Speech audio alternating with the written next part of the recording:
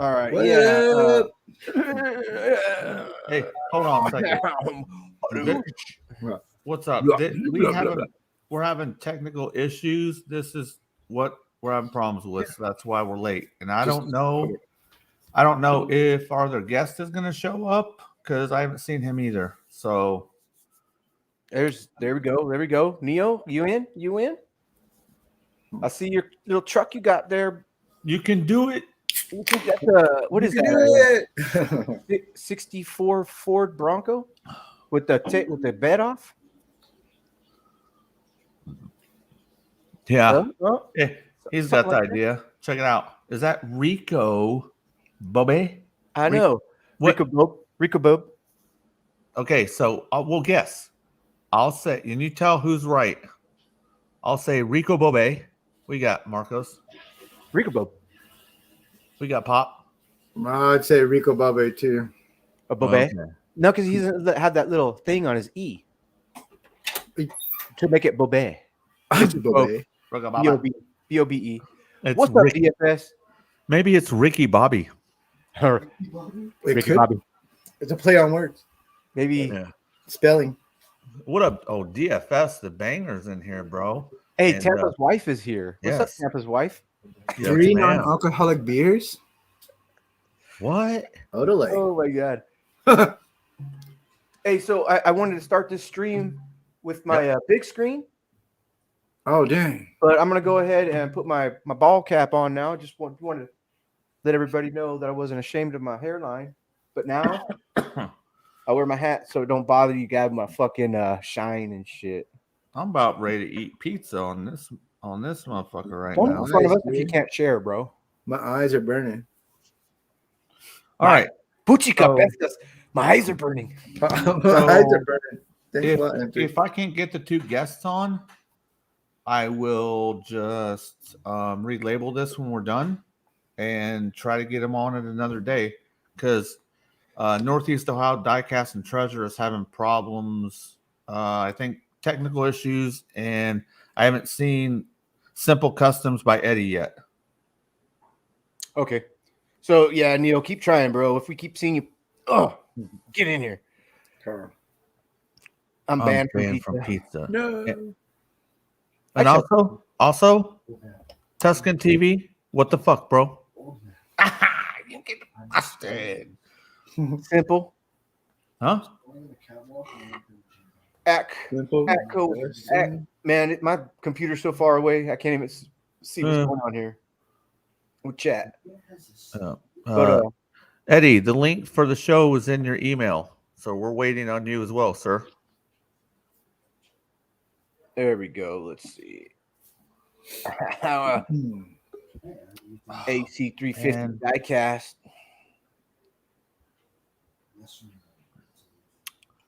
DF, yeah. I'm out. My eyes are fucked. I'm done. I can't even look. I can't even see. Your eyes are jacked already? Yeah, they're fucked already, dude. I got my glasses here. Oh no. I know. Oh, there they are. Look, I couldn't even see the glasses, and they were right here. Hey, but what'd you do today, Pat?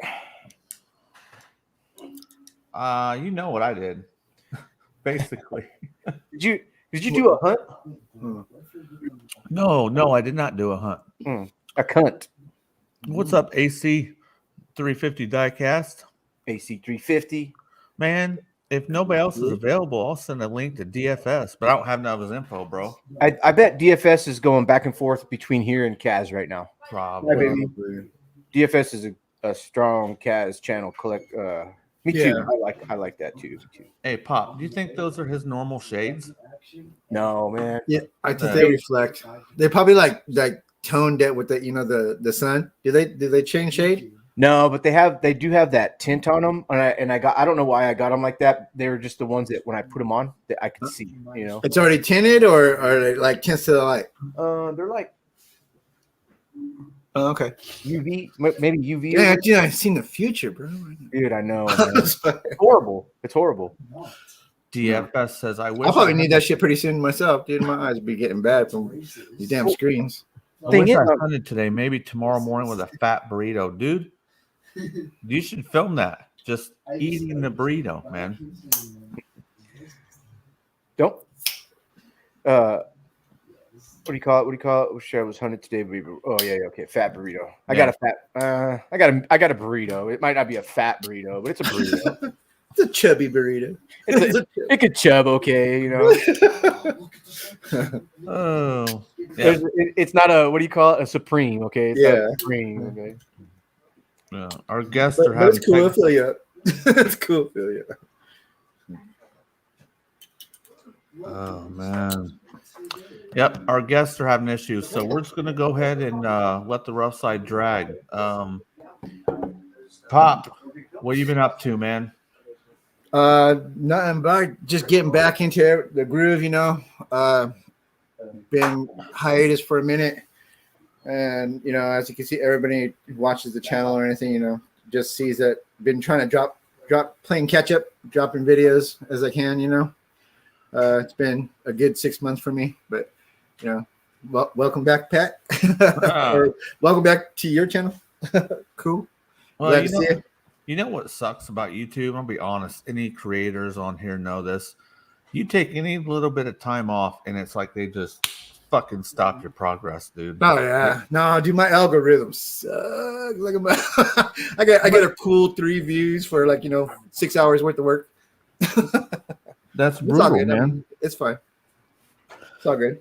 I think that's a little over the top, man. I usually make 3 to 4 hunt videos a week, and I have the 2 different streams. I do them like once or twice a month.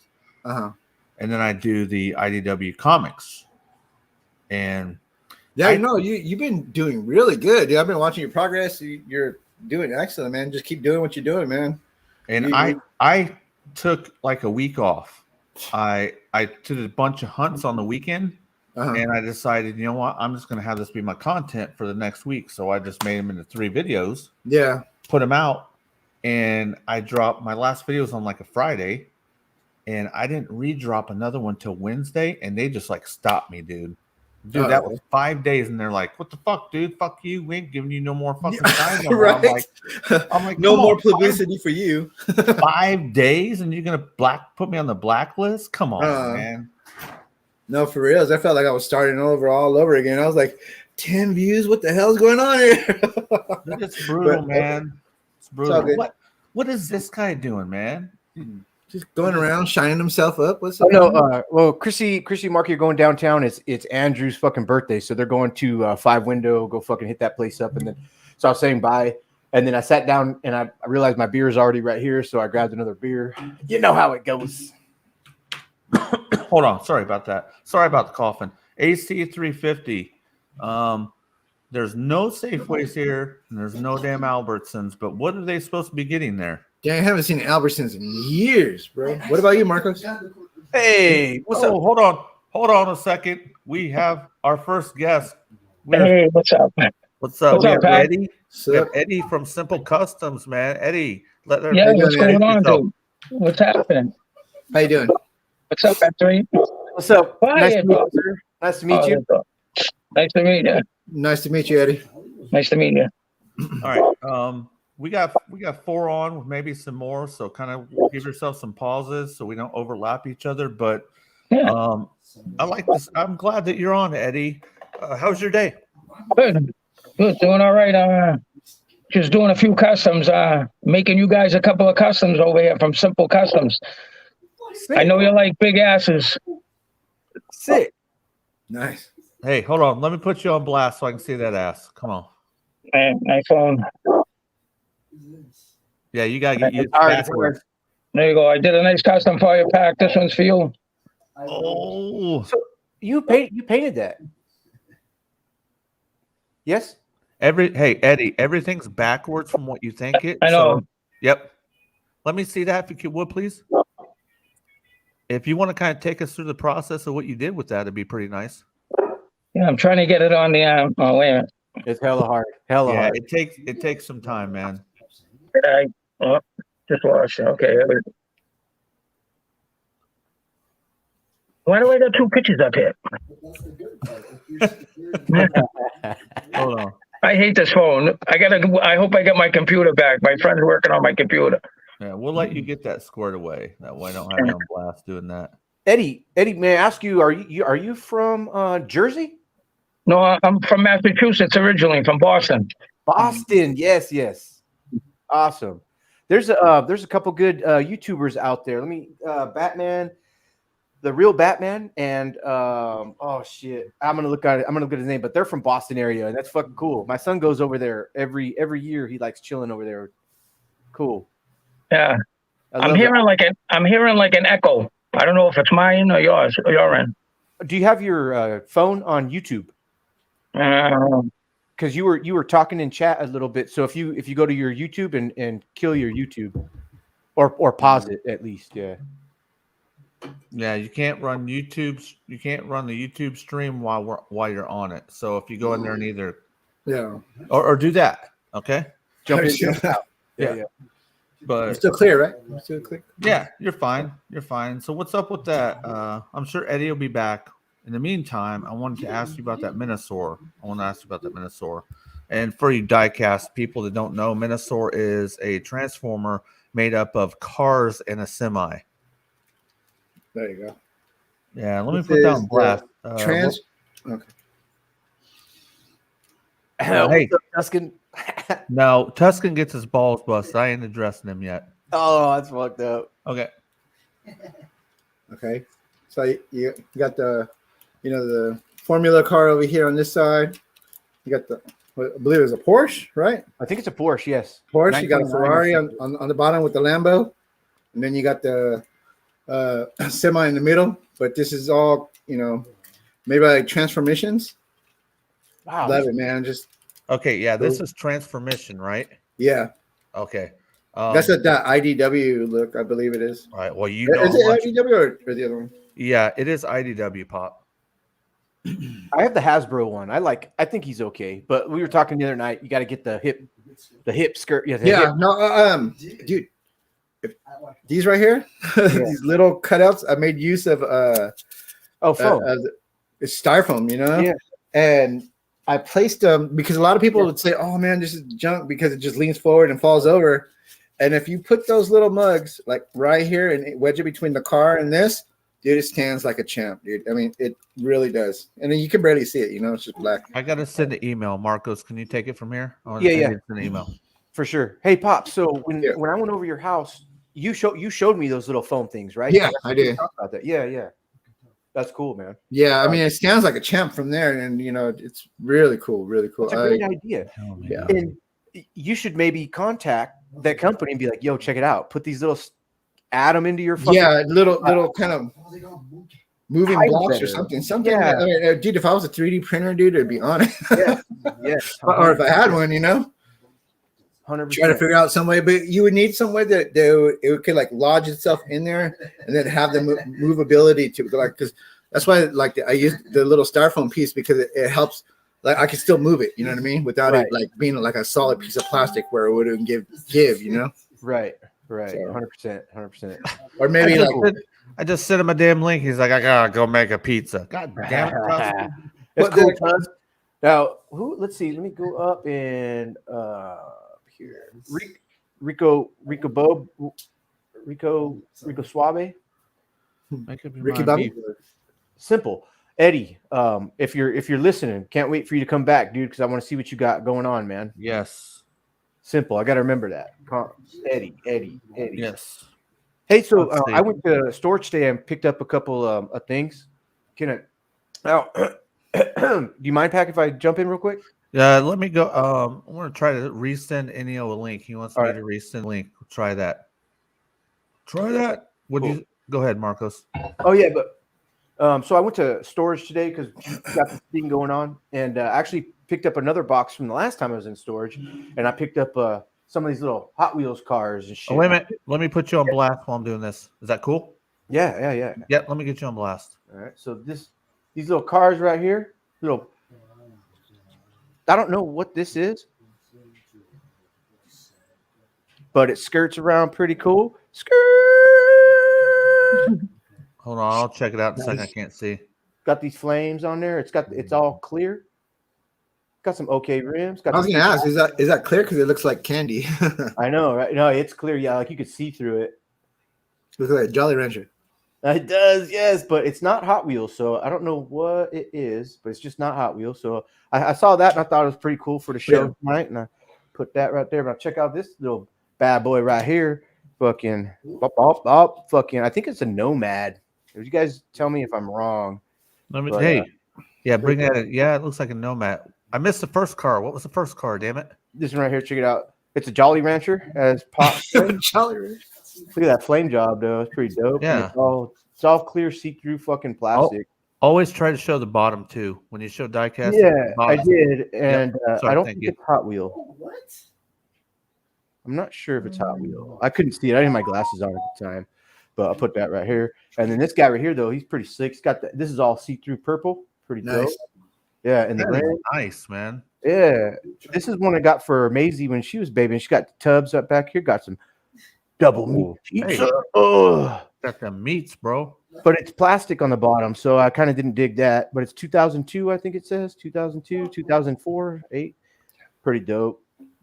But I thought that was pretty. Now this one was the best one out of the ones that I brought in. Fucking, it's like a fucking lead sled, dude. Lead sled. Nice. Look at that. Oh, And so you double motor. damn, that is Yeah. nice.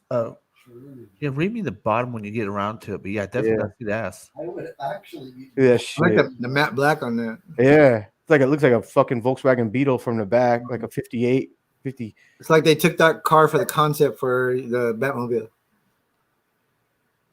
It's a Okay, Hot what Wheels, but- can you see the date at the bottom? Yeah, let me put my I fucking think Your handy dandies. glasses on. Your I think handy Dirty- dandies. Dirty Murray has tell us. I think he's talking about this one. That's the evil twin. Which one's the Yeah, evil hey. twin? Good job, Evil Murray. Yeah, it's exactly what Evil it says. Okay, 2000 Evil Twin.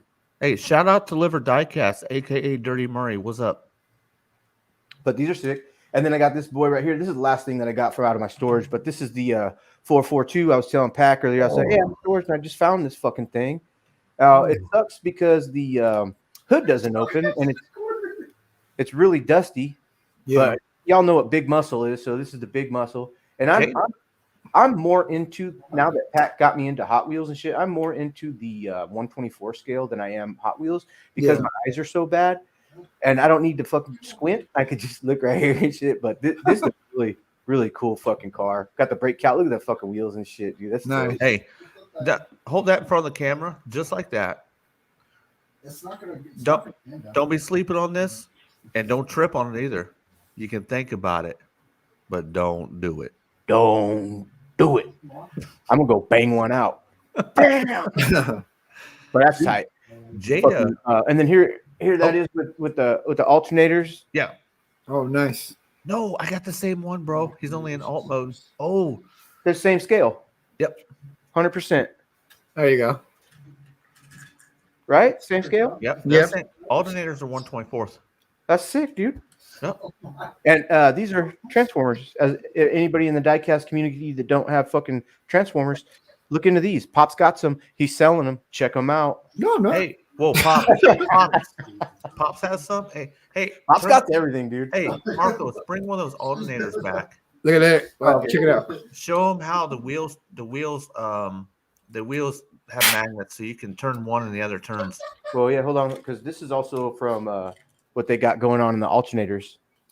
Look at that. Their engine becomes their weapon, Oh, that's and sick. and the front tires, when you turn one, the other turns, since they got that linkage. Yep.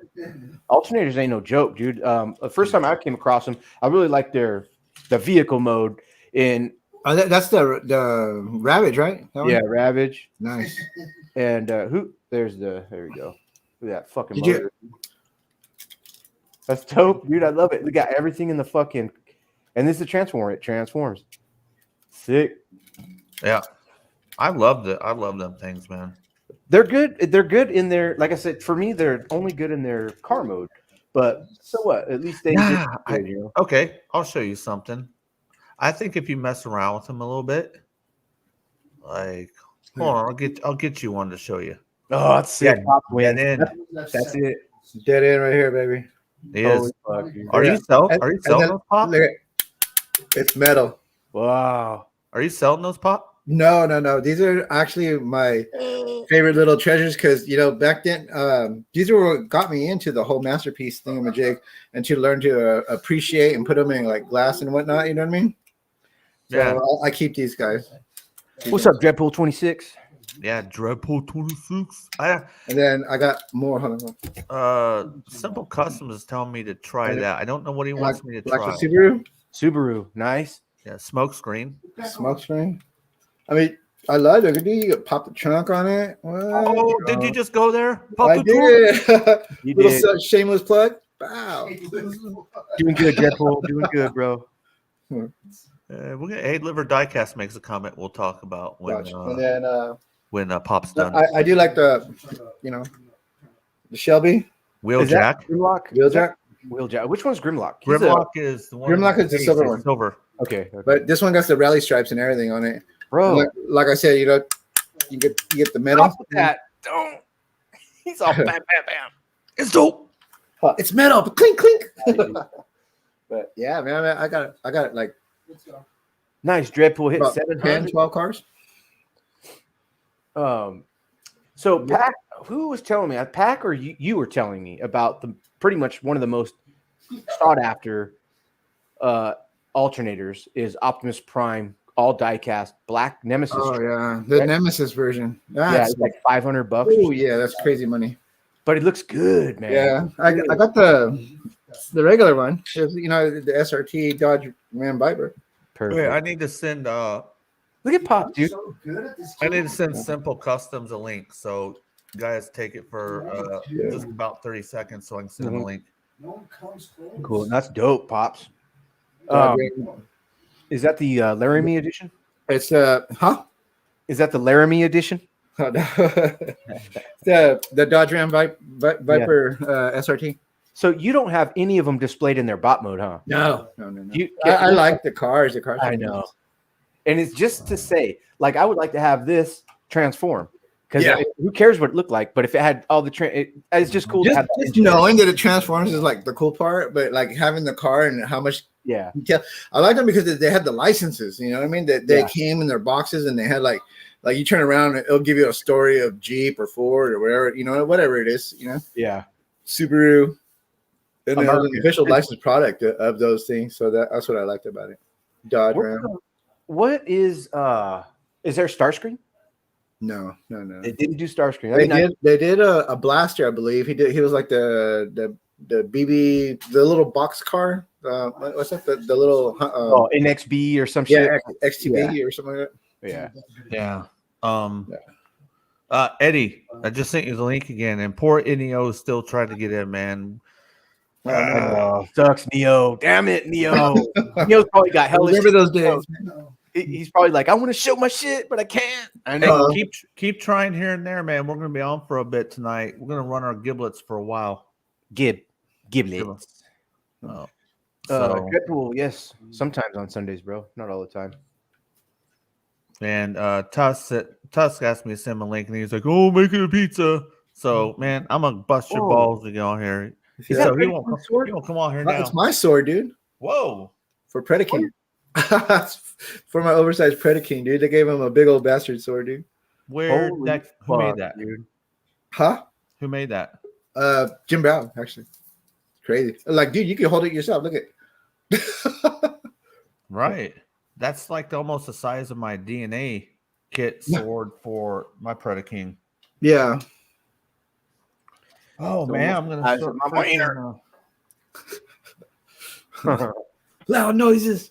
There we go. Oh. There we go. Can you hear me? Yep. Right, yeah. 'Cause I wasn't getting the link from last time you sent me. I got it, and then somehow it come off my phone. I don't know why.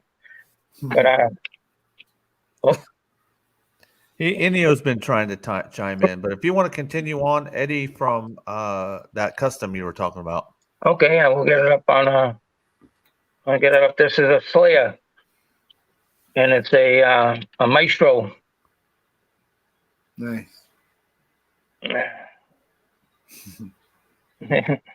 hate nice. this one. I detailed it. I just got to do a little more detailing on the bottom for you. It's a roller. It's got big tires. What What kind of car is that? They call it a Slayer. A Slayer? Yeah, it's from Maestro. I do not have any Maestos yet, so It comes in a 5-pack. They have them in 5-packs. There's a whole bunch of crazy cars in it. They make cool customs. There's no interior in them because it's got the tinted windows. oh, I think our buddy from one of our best friends, my best friend, Marco's best friend, Big Stan Harris, does diecast customs, and he uses those Maestos as well. And what's M3 like? Does he like rat rods or Cudas? Were you trying to shoot me like that? I think he just stepped away. Marcos, he's away from his desk. Okay, I made him a Cuda. I made him a Cuda. How am I not first? Please. Yeah, he'll be back in a second. Bring it up. Okay, I'll show you that one later. And Pop That Trunk Toys. I made you a rat rod. What? Oh, nice. I've killed. It's got rubber tires in the front, Oh, big that's rail sick. riders in the back. A nice little emulator. Nice. I'll send you that. You guys can send me your addresses, and I'll send you some cars. Oh, wow. She screams. I'll send you a bunch of stuff. You ever see this one? Oh, nice. Yeah, that's cool. That's a Okay, Holland. which one is that? Is that like a 46? This is That's an old school truck. Yeah, this is one of those. What do they call it? The big. Oh, I got this a long time ago. It comes in like a plastic package with tires on it. Big Big time timers or something muscle. like that? Yeah, big timers? Is it? Yeah. Big time muscle. Yeah. Yeah. They make some nasty holes. Nice. And I got a red one. Tusk has got it right here. The That's code. sweet, yeah. I like the green one was nice. Tusk does hella good customs too, man. Shout out to Tusk. Yeah, and then here's a Mustang I made. Oh, love that color. Oh, Nice. wait a minute. Let me see if I can guess. Is that a 70 Mach 1? This one was this is a 70 Mustang Boss. Oh, very nice. I love the 70s and the 71s. Very nice, man. You want this one? I'll send it to you. Oh, bro, you don't have to send me anything, Yeah. sir. Yeah, I gotta send. You're gonna have a simple customs cars in your showroom. You know, I got a lot of them. I'll send you a few. You know, I'll send this out to you guys.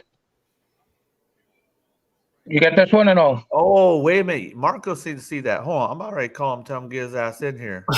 Yeah, I'll bring him back. I'll bring him back out. I got those of them.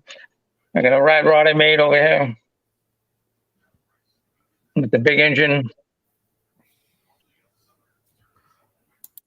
Yeah, That I'm comes- going to kind of go ask you some questions about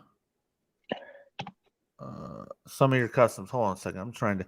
This show is chock full of issues tonight. Yeah. Oh, there he is. There he is. Hold on. This one's from you. This one's for you, Pack 2. It's got the big tires in the back. Ah. This is a killer Mustang. I did this one. Oh, that's Candy. nice, man. It's like a candy apple red Mustang. I'll put that in the box for you. Hey, Marcos, can you hear us? Where is he? Hey, Eddie was talking to you, Marcos. Oh, Eddie, forgive me. My sister called, so I stepped out of the room real quick. I'm sorry, bro. Oh, my What's your favorite casting? Your tooling? What do you like? What do you? You know what? Because I have a Corvette, I love Corvettes. Corvette. Okay, wait a minute, 1 second. I have the C6, sir. But I you know what my favorite is? The Stingray, the fucking C1, 2, 3, the C4 Stingray. It's so cool. Yeah, you're counting in your head. Yeah. Yeah. Okay. You guys send me your address. I'll send you this, Marcos. Oh, that's beautiful. This is a two-tone, silver into yellow into gold. Oh my gosh, dude, that's so cool, man. That's Show him the old one you just showed. I think it was a Stingray too. I think it was. That one was pretty dope. a Cuda. No, I think you showed it after the Rod. Oh, the Mustang or the Vet? I think it was after the Vet. Yeah, look at that. There it is. Look. There it is. So, Eddie, are you customizing these, or those that are? Yeah, I customized this one. What'd you do to that one? This one, I went from yellow to gold to silver, and I put Real Rider tires on it. What are you doing? Are you airbrushing or? Yeah, I do everything. I got the airbrush right now. I took it down because I'm building a new spray booth. Fuck, So dude, sick. I gotta get a new compressor. I got the spray booth, but I'm gonna put a stall in my garage. I'm doing my shop over. Yeah, I do rattle cans, airbrush, whatever. Wow, That's cool. So Looks nice. Go ahead. I'm sorry. Go ahead. Do you drill the rivets out of the bottom? I'll show you how I do it. I got the drill. I tap and drill. I put screws in all my cars. I don't like gluing them. It looks more professional. Yeah. You can see here. Where is it? I didn't drill that one yet. Like this one right here. Wow. I drill. I'll show you. I'll go through a little process with you. Want me? This one's all drilled. It looks like a factory. You're There you go, crazy, right bro. there. That's Yep. awesome. Now, Yeah, it's easy to drill. I use a 256 tap bit. yes. And a number 50 drill bit to drill the post out. A number 50, I get it from the hardware store, and it's real small. A number 50, and then I use a 5/32 bit to drill the button out. So, do you have people asking you to custom shit for them? Like, hey, bro, will you fix this for me and restow Oh it? yeah, I just did a fella that lives about a half hour away from me. He collects red line cars, and he sent me 20 red lines, 68 cars. I got them on I can send you pictures later on. 20 red line cars I did for him. I redid them. I drilled them out. I tapped them. I screwed them in nice. I refurbished the bodies. He had a couple of 1969 red line. It was all squished. And I heated it up with the torch. I brought up the metal back. I fixed it all up for him to come out. He loved it. He wanted to give me a blowjob for it. But that was a $200 car I fixed. Whoa. I did a bunch of red lines for the guy, and he loves them, you know. And a matter of fact, he gave me 2 blowjobs. Dude. I do custom cases. No way, bro. Oh, I didn't know that. that That's is nice. hard. That's crazy. I do custom cases. I got a big 6-footer over here. That's cool. Yo, If I turn the phone around, I don't know if you can see it. whoa. Look That's at 6 feet. That's 6 feet high. It holds 261 cars. I sell them for $225. But then if I have to put the plexiglass in there, because I got to pay so much for plexiglass, it's like $75 a sheet. You know? Yes, you put a door, 2 doors on there, or 1 single door. One single door. I got the grooves in here that I slide it right down. Yo, Here's a 19. This is a super fast 1975 that I redid. Super fast. That's a super fast that I did. now how are you on back orders for people that they want your business and shit?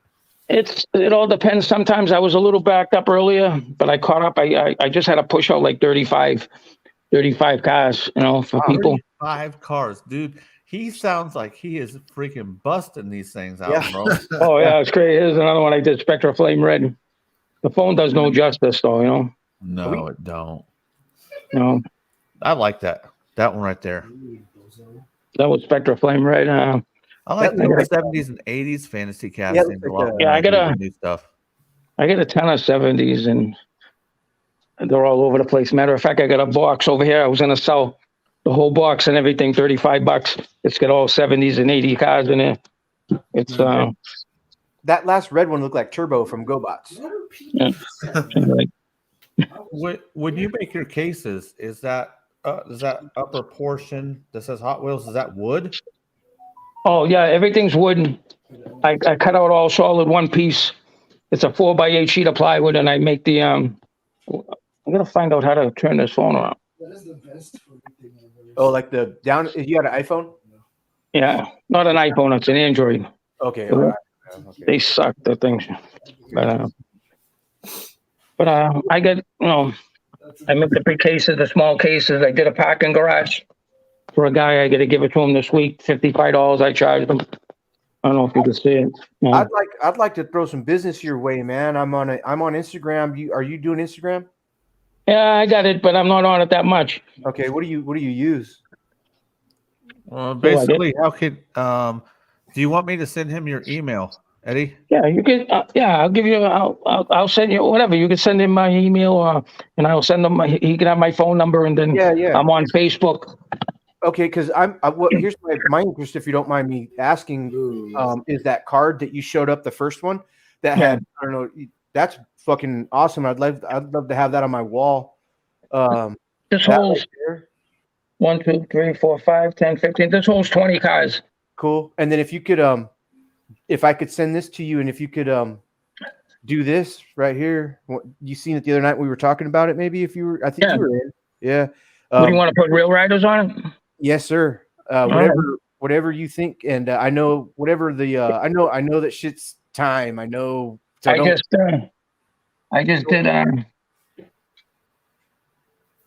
did this for a guy. This is the replica of the Firebird. Funny car. That's sick.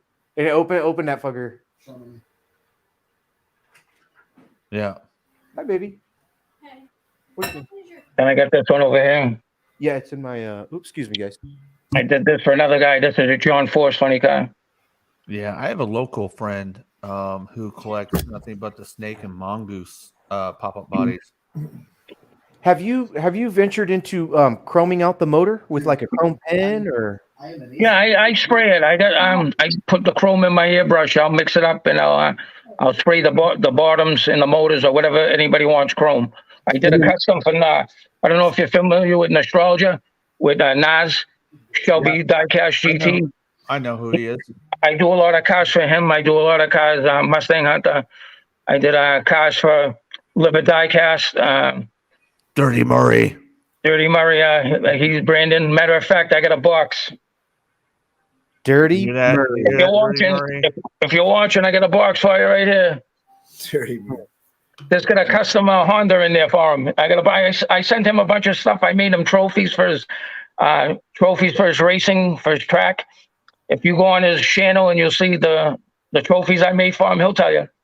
That's cool. He's still here. I made trophies. I made trophies for Jay's custom diecast creations. You know, Jay, he does those Apocalypse cars. I don't know if you ever got on his channel. Jay's Diecast Creations. No. He's good. He's real good. He does races, and I made a trophy for Mustang Hunter for his races. Cool. That's sick, dude. You're crazy, man. I make all kinds of stuff. You know, hey, when I was growing up, I was raised by my grandparents and my dad and all of them, full woodworking. Lathes, saws, everything. The whole garage was huge, and it was just built woodworking. So to this day, man, I really enjoy wood. Oh yeah, if you go on their channels and you go on Jay's Custom Diecast, I sent them a big sword. I made him a Zelda sword out of wood, and I made one for Nostalgia, and I made one for Datsun Man Diecast. And show him that sword, man. I sent it. Did you see it? I showed it to you before, right? No. This one that Pops has. It is a sword like this, man. Show him the size of that. You make. Oh yeah, that one. Right? Yeah, I made one of those out of wood. Crazy. The Zelda sword.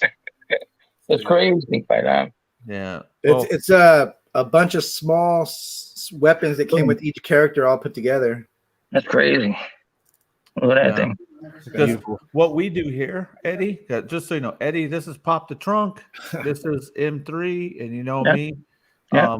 What we do here is we do everything.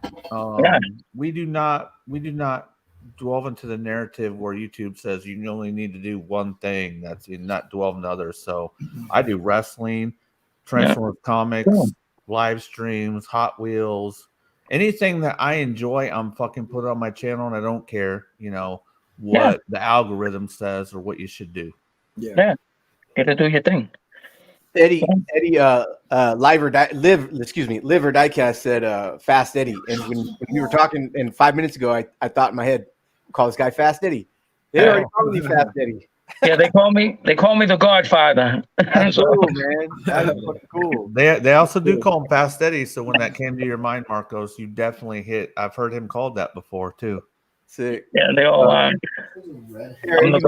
are you married, Eddie? Yes, I got.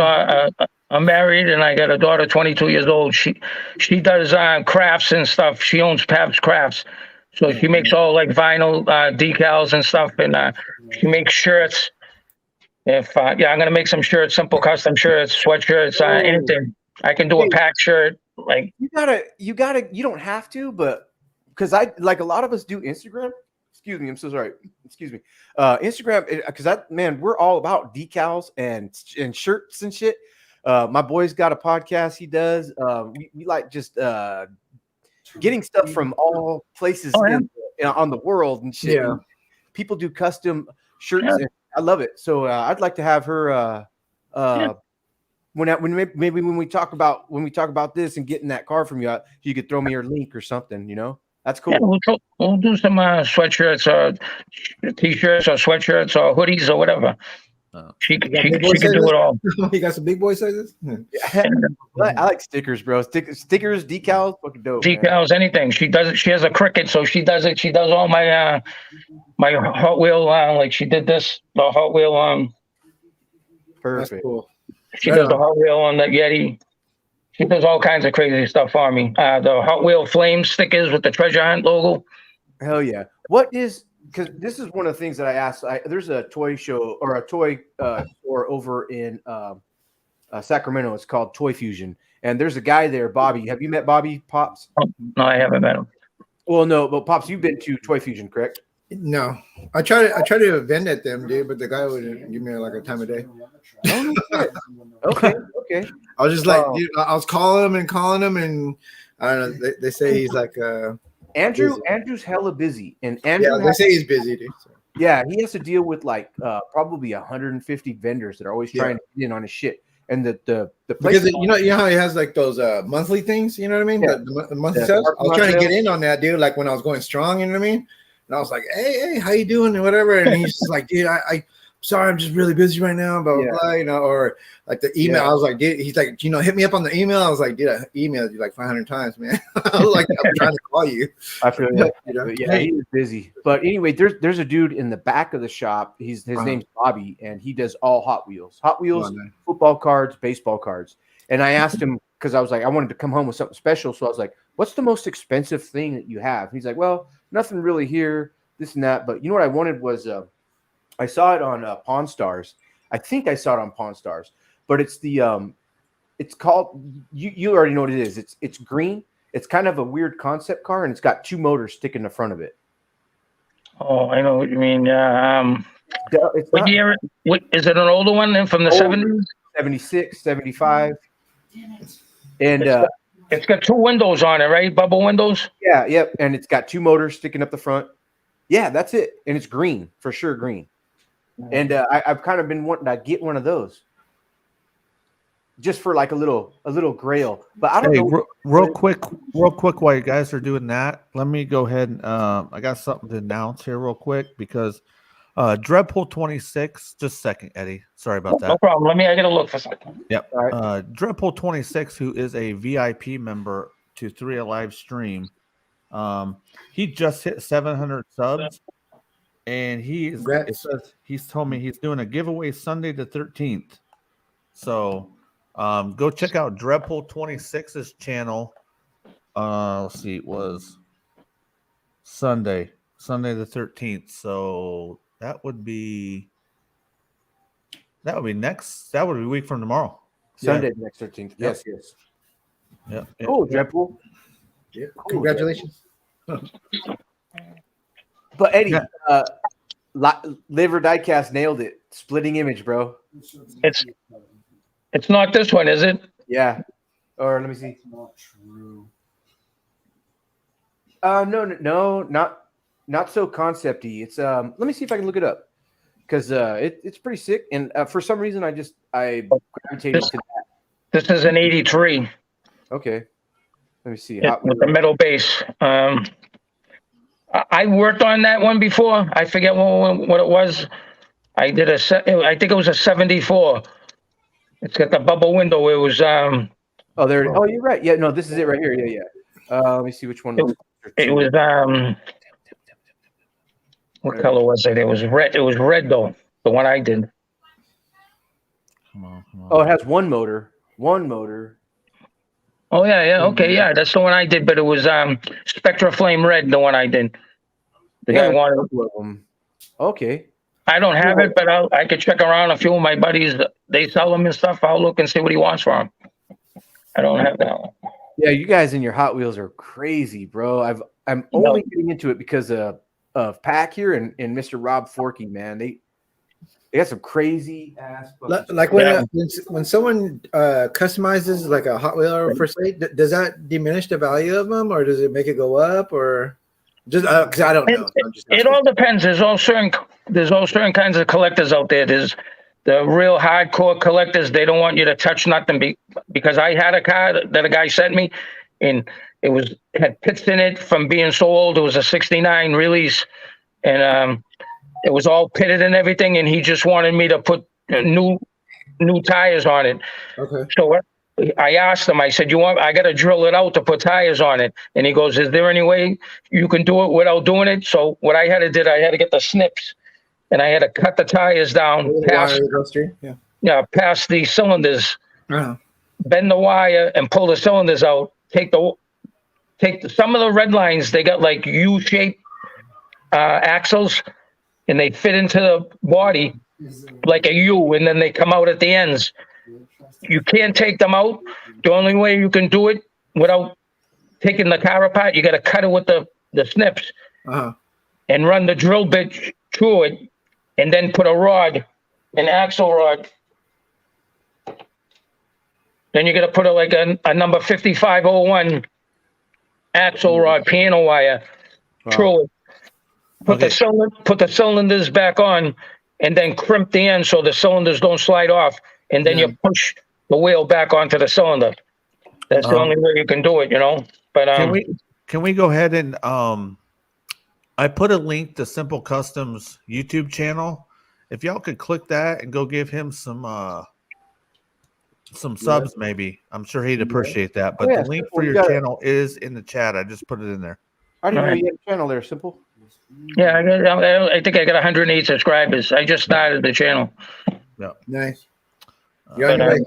Let's see. I don't edit anything. I do everything straight out, right from the horse's mouth, because I'm not too computer savvy. My buddy's a big computer guy. He's got my computer. He's setting it all up for me for my store and everything. So he's going to show me, and he's going to edit some stuff for me. And there you go.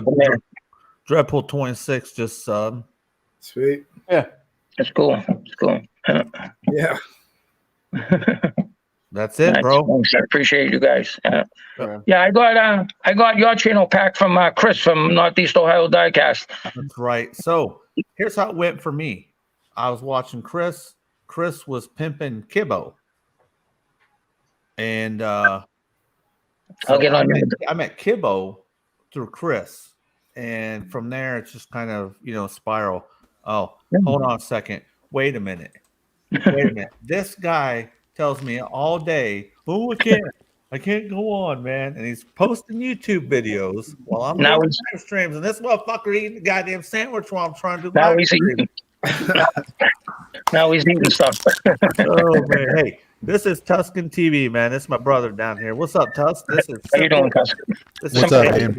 Tusken from Simple Customs. I got Pop the Trunk toys up here.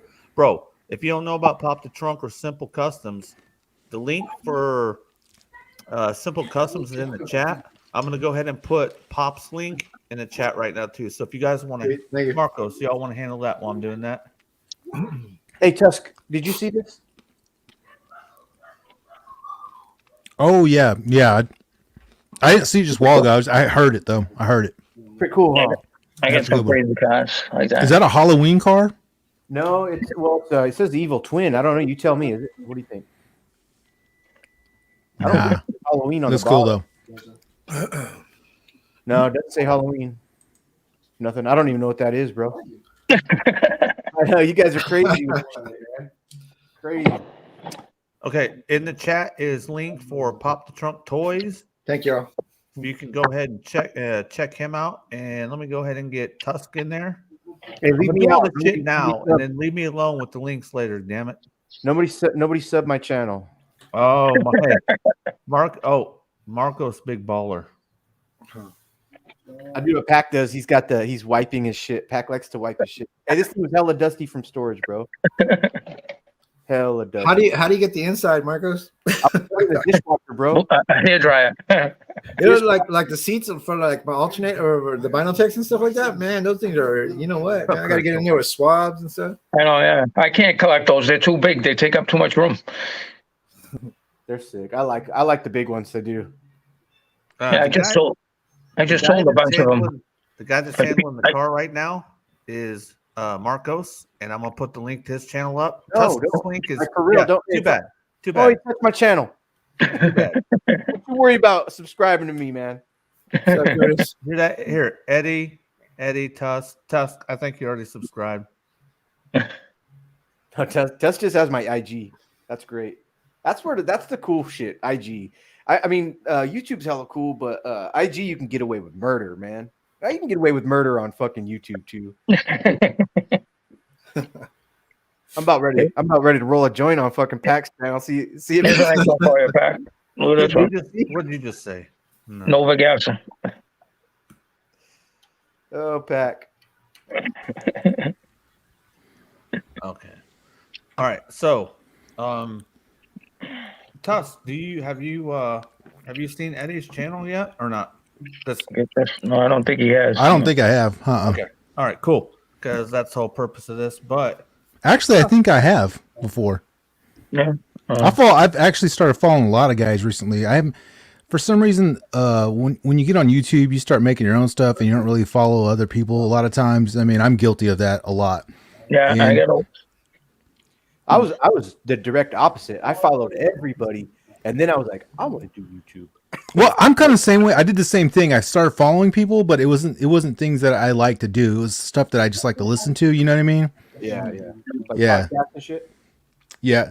I mean, it was just everything like photography and how to use a camera and stuff like that. And I actually it was like a lot of how-to stuff. You know what I mean? Yeah. Because I mean, I follow more people that know how to fix a dishwasher in a washing machine than anything. You know what I mean? Same, bro. I'm a barbecue guy. I got a lot of barbecue guys on my fucking Yeah. oh, okay. So now we can get shit officially started. But it sucks that Chris over at Northeast Diecast and Treasure, he can't get his stuff to work tonight, man. We do miss him. So, Eddie, we're gonna have to put together another one so we can have Chris on with you because I know he was really excited. Yeah. But anytime I start a Hot Wheels and Diecast live stream, there's two things you're gonna get. One, you're gonna get a street. You're gonna get the wiener. That's the wiener. The wiener treasure hunt. Bro, what's up? Pac, I'm offended. Hey, what? I'm offended by your wiener showing. Wiener. I didn't even see my job. It's not in a case yet. It eventually will, but look how still clean. What about the Ollie Rocket? You guys got any of these? You got the Ollie Rockets? Anybody? No. I had a couple of those at one time. Had a couple of those. The Ollie Rocket. A little treasure hunt. Hey, wait, put that on blast. Pac, what was that? What's the rocket? You got it? Thanks, Pac. Oh shit, that's dope. You got it? I do not. No, sir. Okay, I'll send it to you. I'll put it on the board. No. Hey, Pac is talking about like not liking the concept, or what do you don't call them concept cars? You call them fantasy castings. Fantasy castings. I do. I dig those. I think I dig them a lot. I think that's a cool thing that some of them get a little bit too funky, but you know what I have is like the guy with the shopping cart, which is probably like, it's only, 50 cents now, but I think I got one of those. Yeah, the Lego guy. It's a Lego. I got it. I got it all. Oh, what's up, Jay's Diecast Creations? What up? That's better. So, hold on. Shinier. Hold on a second. Hold on just a second, Eddie. Okay, who's on there, Jay? Oh yeah, that's cool. Yeah, Look at it. It's all Well, shined up now. Hey, That's the old school one. Tusk isn't a big 1/24 scale, and that's all cool. We all do different stuff. That thing is freaking That's balls, crazy. bro. And Look at the pedals. I had a Camaro like that I gave old man My Diecast. final takeover. That's cool. Skirt. What am I looking for? I think the thing for me with the larger scale is they just take up a lot of space. That's just the thing for Yeah, me. that's You know what I that's mean? why I don't collect them. Yeah, I'm the same way. I'm the same way. They just So, take up a lot of space. Eddie, here's a little design for you. I'd love a fucking one of your Hot Wheels display things that I'd like to get for Hot Wheels, but 1/24 scale, so I could insert these into the. Yeah.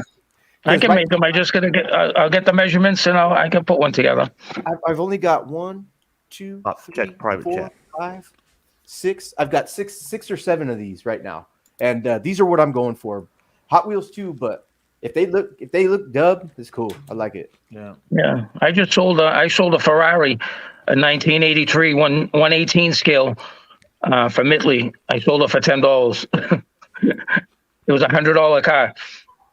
I can't get rid of them. No one wants to buy them. You know, Dude, they're hard to sell. They really Yeah. are. Even a chase figure. You got a chase one, green lights, whatever. Yeah. You might get cost out of it. Maybe. Yeah. The white. I sold a few white lightnings that I found. I got $60 for those, but I don't like. I gave them to a friend of mine, and he sold them for 60. He gave me 30. I said, whatever you get, you know. I don't like scalping cars. You know, whoever needs it, I'll either send it to them or trade. You know. Yeah, that's So cool, man. if I find them on the shelves or something, I'll leave them because I'm not into that. Like the supers, I think I found 7 supers. I gave 4 of them away. I got a couple of them up here. I got the Porsche, I got the Lamborghini, and I got I forget whatever. But I make my own supers, you know. So let me ask Pops first, and then I'm going to ask you, Eddie, because I know. Hey, Marcos, can you take it for a second? I got to step off camera. Yes, sir. Oh, before I step off camera, hey, guess what, babe? Guess who actually decided to show Tusk? Hey, how's she doing, man? How's she doing, man? She's feeling a little bit better, man. I appreciate that. That's awesome, man. Yes, ma'am. Yes, sir. All right, go ahead, Marcos.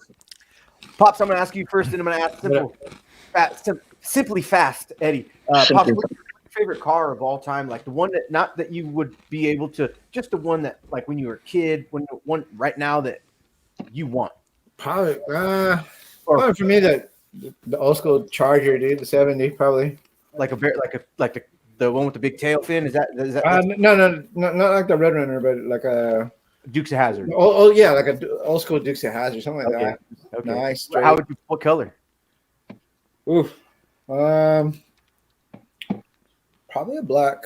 I like black. All black, murdered out, Yeah. fucking slam. No, probably just like some nice meats, but low. You know what I mean? Just 1970s stock style. yeah. Dazed and confused, fucking that era. Just hearing that thing, blah, blah, blah, blah, blah, blah, blah, that kind of thing. All right. Those olds are bad, man. Yeah. Those olds are bad. You can feel like 6 kids in the back window. Yeah, definitely. Yeah, laying down. No, you can fit the whole family comfortably. Yeah, like 12 hats, 6 kids, couple of dogs. Yeah, dude. Dead bodies in the trunk. Marco, here's an Oldsmobile for you, 442. I just gotta put front tires on it. Oh, nice. Let's get the slicks. That's nice. Pro white. Now or a Trans Am, dude. Trans Am's are dope. Eddie, that would be your favorite car? A Z28. No, my favorite casting of all time. That's a tough one. I got a lot of them. Go get it. Go get it. There you go. Hell yeah, bro. It's a 1975 Matchbox Mustang. Oh, the fastback, yeah?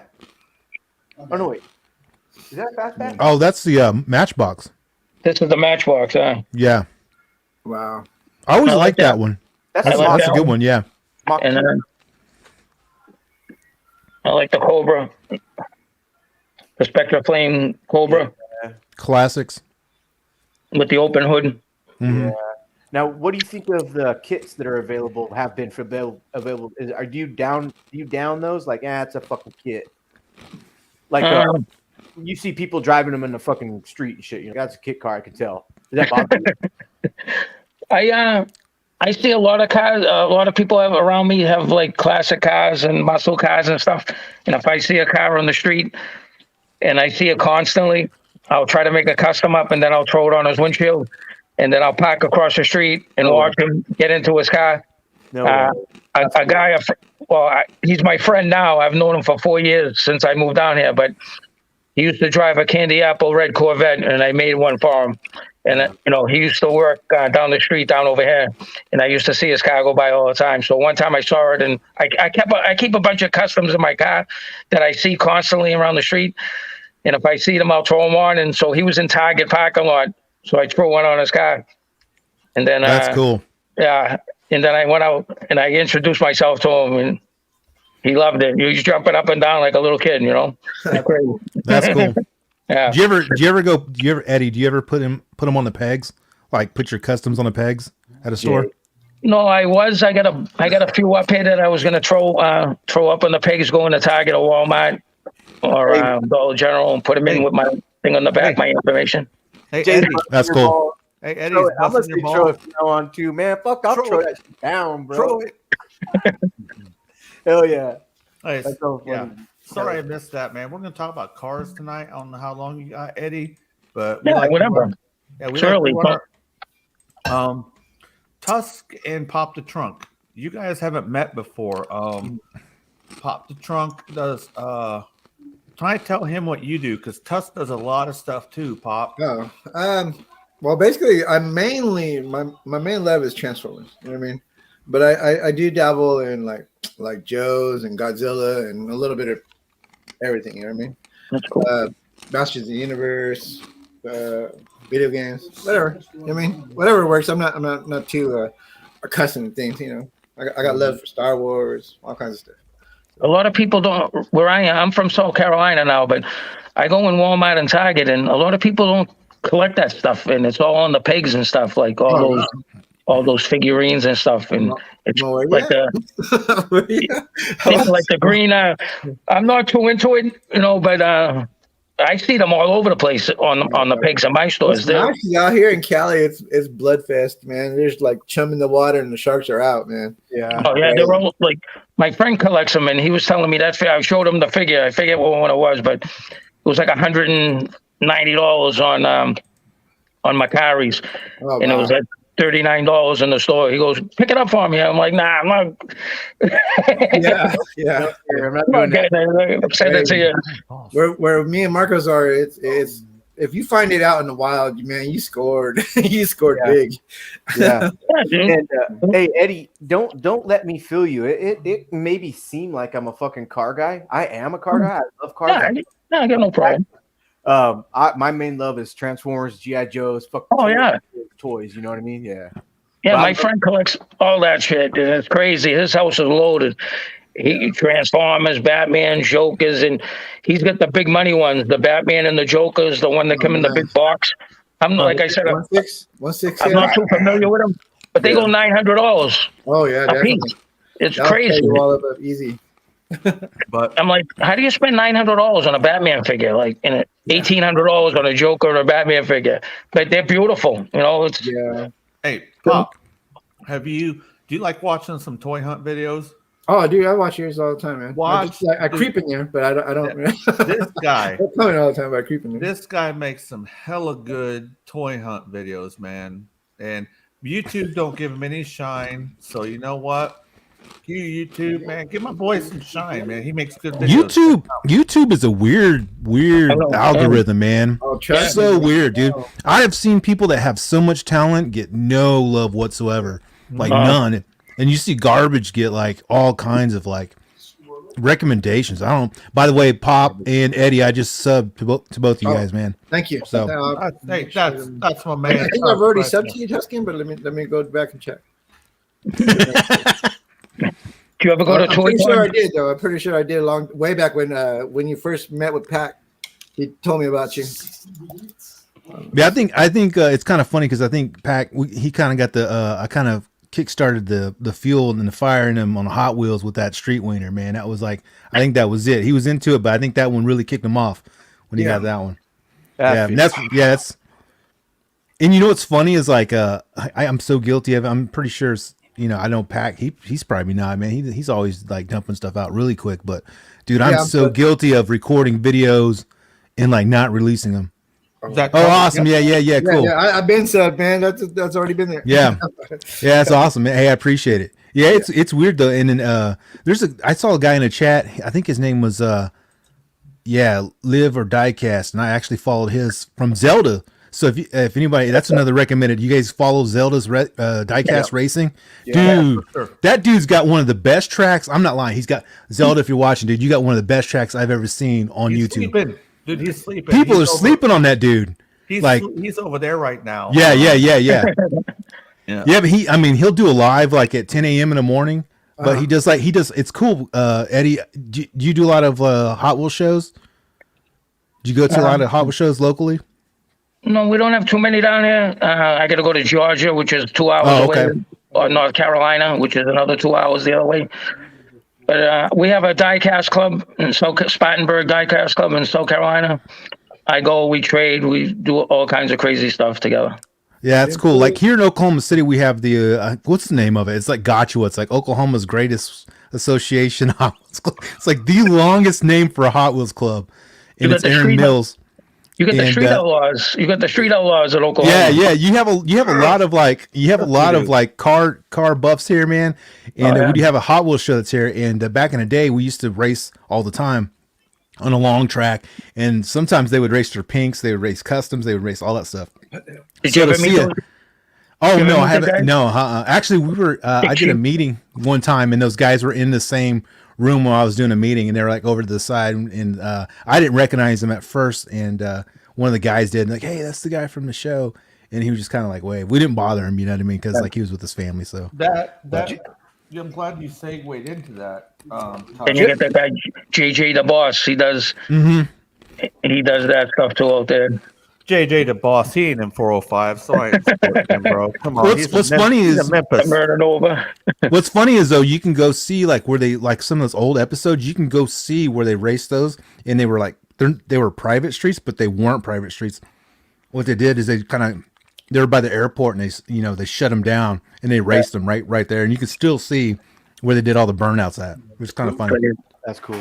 Hey, shout out to Input real quick. And Input said he's going to bed. And I just want to do this for Input real quick while he's laying his head down in his pillow. Input. You nasty. You nasty. I really like Input. Okay. With that being said, you know what? I'm going to. Marcos and Tusk are always asking me to do it. I'm going to crack this open. Oh, the final run. I just sold. Was that a final run? No. No, this nope. is no. Yeah, break it open, man. Look at this thing, Marcos. The blown Corvette. Popping blisters? Is that what you call Cracking blisters? Yep, he's gonna pop a blister right here. Popping blisters. Like, I hate these packagings. How do you open these without fucking destroying them because You they can't. You destroy it. You just Razor destroy it, man. Razor blade. Razor blade the blade. bottom. Yeah, Eddie's right. Razor blade the bottom. Just No, peel bro, it on the there's bottom, a and it tool. comes right out. There's a I'm tool gonna you can try buy to on save the Amazon. cardboard. So Amazon has a tool, bro. It goes all the way around. Hey, get the torch, huh, Eddie? yeah. Open that motherfucker up, man. You guys get a weed whacker on it. Oh yeah. So I want to see how Tusk was talking about. Sometimes he sells at the Hot Wheels show, and I sell at Hot Wheels show. The guy named Aaron Mills puts that on here locally in Oklahoma City. He made this shirt. I was gonna ask, have you talked about that shirt yet? Look at the shirt, Snake Eyes 55, bro. I love that design. It's so cool. That's all cool. Aaron Mills, bro. Rat rod. What is it? Rat rod style? So Yeah. it's a gasser. So there we go. Talk about gasser, man. You catching all the gas up there, man. Getting those 8 gasser of them. supers. 8. That is insane, dude. Hey, shout out to Pack for fucking opening something. Holy shit. Hey, you know what? There you go. Damn. Look at this vet. Oh, that's lovely. That's nice. That's cool. That is lovely. It's oversized. It says 1/64. This is That's a 154. Was that a Maisto? Is that a Maisto? No, this company is called let's see. Oh, I always say it. Just Dude, I'm gonna go on Amazon. Monocle. It is Bad Ride. One Bad Ride is the company. One We have a Bad date of 2006. ride. And another shout out. I got this from James Sturgill. Spark Toys and Collectibles is my man right there. Yo, I heard he's down. He lost another 13 pounds. Way to go, James. Really, Marcos. I think they have another purple and a blue one. Nice. I couldn't decide which one, but I got the purple one. I don't see it on Amazon, bro. It's a One Bad Ride. Yeah, that's what I put in. One Bad Ride Corvette. Okay, so just so everybody knows, it says 1/64th here. This thing is big. Here's a Matchbox Nova. That's like the Jada Maestro, same thing. Yeah, you see the size difference there. 2% bigger. Yeah. Hey, It's that's- all about the girth. Oh man, hey, this thing has the girth. Now It does. We're gonna give it It's a still small. thick. We're gonna give it a small review here. Let me turn on this stupid ass light. Hey, Marcos, do a cross reference of Maestro on that. Sometimes they pull up the same thing. All right, hold on a second. I'm gonna fucking do a review right now, right here, right now. Do it, Pack. Do it. Yeah. Do it, damn it. Get Hey, Pac, And Tusk. what? how many of those Vipers have you found? Or the bats, I should say. That's hey, I have something planned for that, sir. So I'm just a little slow on it. John, I'm battling. I need some water in the fridge. Okay, Marcos. No, that's cool. There we go. How's that? It's nice with a bowler on it. Okay, so we have diecast body, metal. Metal base. Metal base. That is metal base, bro. Yeah, I would it's do metal. touch. Nice and cold. Patty. Yep. We have the rubber tires with full Rubber tread. tires. Let me see if I can get the, Sweet. let me see if I can get this thing too. That's a screw-on base, right? Okay, so here we go. We have the screw-on base. You see it right there? Yeah. Yep. It just looks like the front though. Yeah. It probably clips in On the in door? the back or something. Yeah, I think so. So these are nice. I don't know if this company didn't last long or if I just am uneducated, but the paint, I can't find any flaws in it right now. The doors don't open. No, this is just 1/24th. We have the white interior. How much are those? This thing, oh man, James hooked me up, man. Actually, this was like $5. I was gonna say $9.99. It looks like a $10 fucking car. Yeah, it's great, man. I'm gonna go back. I haven't been to James' store in a while, not because I don't want to, because man, it's just been hard for me to get out lately. But this is the That and you spend too much money when you go to his place, man. Oh, I'm telling you, man. The last time I went there, I spent $145, and I didn't plan on spending anything. I was like, dude, I got to get out of here, man. Yeah, it feels good in hand. It's wide, like Tuss said. If you want some girth, the ladies like girth. This thing got the girth for you. Hell yeah. Cool. Who else? Oh, you know what? Aaron Mills. See, now I'm talking about Aaron Mills. I picked this up from Aaron Mills at the show last time.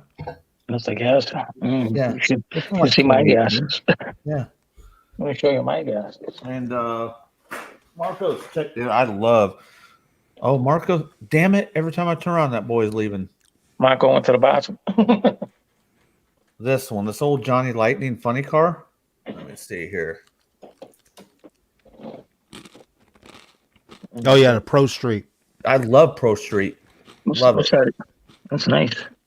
I And got a see, little Pro Street 62 Savoy for you. Look at this one. yeah. Johnny Lightning, man, like that Johnny Lightning in particular, like when they had the plastic wheels, there's something about the plastic wheels I don't really get into. I like it when they have those rubber wheels. But I know the funny cars, majority of them had plastic wheels. That one Tusk has rubber wheels, but I do not like the old Johnnies with the old Johnnies with the plastic wheels, plastic And caps. So just so you know, Eddie, Yeah. what we try to do around, what I try to do is I try to support local. So there's a lot of gentlemen around here who sell and have stores, and I talk about them a lot on my channel. And so I want to shout out another guy who's local. His name's Rick. I was gonna say runs- Rick. Yeah, Rick's Collectibles. I got this freaking IROC from him from That's cool. Toy Fair 2000. Nice. Yeah, that's an old Johnny. Oh, hold on. I had somebody bust my balls because I was shaking too much in my video. Here you go. Who was that? Who was talking to noise? Oh, man. Dude, so I've had 2 people bust my balls for shaking, so now I'm just like Morning time videos, or like just streams. Got the shakes. Tell them you're from Oklahoma and you got a meth trailer that you're working at. If you watch my newest video, I'm just like, hey man, when you drink like a fish, you shake, bro. So You haven't had that morning No. Jack Daniels. Hey, What it question is. though. On the little rubber tires, do you guys have like breakage on those too? Like say, like with Transformers, it tends over time, kind of rots out. You guys have the same problem over there on Hot Wheels or no? They will, but it's like decades. Like the only thing, it like say like you might have a Matchbox from the '60s that might the tractor Eddie, he might know more about this, but like the older Matchbox like from the 50s and 60s, they are breaking down. Like currently they are breaking down. So it's taken them 60 years to break down, but they are breaking down. But other than that, the rubber tires from like the Real Riders, nah, you don't ever see that. I don't know what it is, but like, yeah, it's just like the really old stuff, like literally decades it's taken them to break down. Nice. The corgis, yeah. Pack, you're on mute, bro. You're on mute. So I want to make sure that I give my local shout outs because man, that's what it's about. My buddy Lance, this is the 150th scale. He hooked me up with this, man. Lance is down there around your territory, Tusk. You know what I'm talking about, man. He is awesome. Oh guy. yeah. I think he lives like only 4 or 5 blocks away from here or something. Yeah, like that. you guys are really close, man. That guy has your back, man. He's one of the best people, ex-military guy. Really great. And I think that's it, man. I did think about opening this, Marcos, but I'm not going to. This Matchbox. Open it up. This Matchbox Coca-Cola. Open it up. Yeah. You see those trucks? You see those trucks right there? You know how much I get them for over in South Carolina? $1.50. Three for $5. Wow. Yeah. I got that's where I got a bunch of like I got the GTOs. I got a bunch of GTOs. I got Lamborghinis. I got Porsches. The guy at the Barnyard Flea Market, Barney, sells them 3 for $5. Yeah, that's where you find the guy. It's like because they find them so rapidly. I mean, they found like an abundance of them. I mean, you can find those like all the time. Yeah, they don't want to keep them. They just want to get rid of them and sell them. He goes, I'm making money on them, so. Those some reason the super fast cars, like even the super fast cars I see now on the pegs, they're going to be $1 in like 2 years. Yeah. They just don't. They just don't resell. Why? Hey, Dirty Murray's out, man. Yeah. Dirty Murray. It's late for him. Yeah, like I got the super fast. What was it? I got the Matchbox Ferrari. The Matchbox Ferrari. They only made 10,000 of them. I got this 3 for $5. I bought 3 of them for $5. That is. Oh yeah. The F40. You know. Yeah. Well, you're gonna get this for 3 of them for $5. Yeah. It's I crazy. got off for 20. I got off for $20 for this from a guy. I'm not gonna sell it. You know. Hey Eddie, did you happen to pick up that Mattel Matchbox green that like a repaint, the Dragon Wagon? Did you pick that up? They released like it's like an RLC type thing, but it was like the Matchbox. It came out and it looked really cool, and I totally missed the boat on it. I missed it. Was that the one from my Gas Monkey Garage? They get the red one and the green one. No, it was a Matchbox, and it was Matchbox? like the Dragon Wagon. No, I didn't. Yeah, it looked awesome. It was a VW Beetle drag. It was pretty cool. No.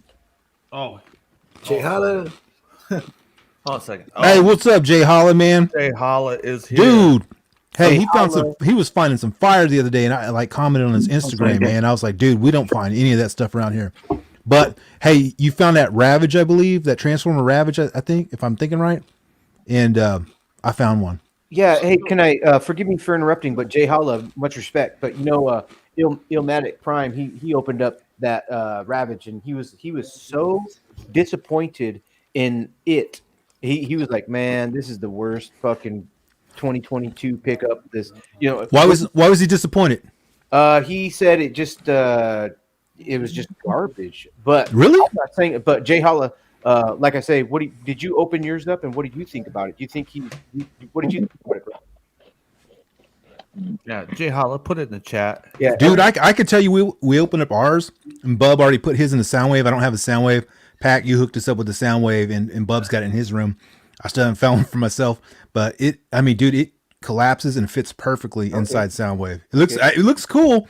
I will say this, like the eyes and stuff, they're not painted right. So like if you were gonna have to do anything, you have to retouch up some of the paint.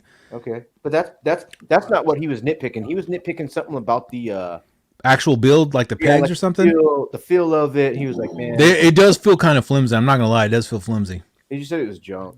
He was really good, but I was like, damn, that sucks because Ravage is a badass character. Dude, I found one myself and I haven't opened up. I put them in with my other Soundwaves and stuff up on my shelf.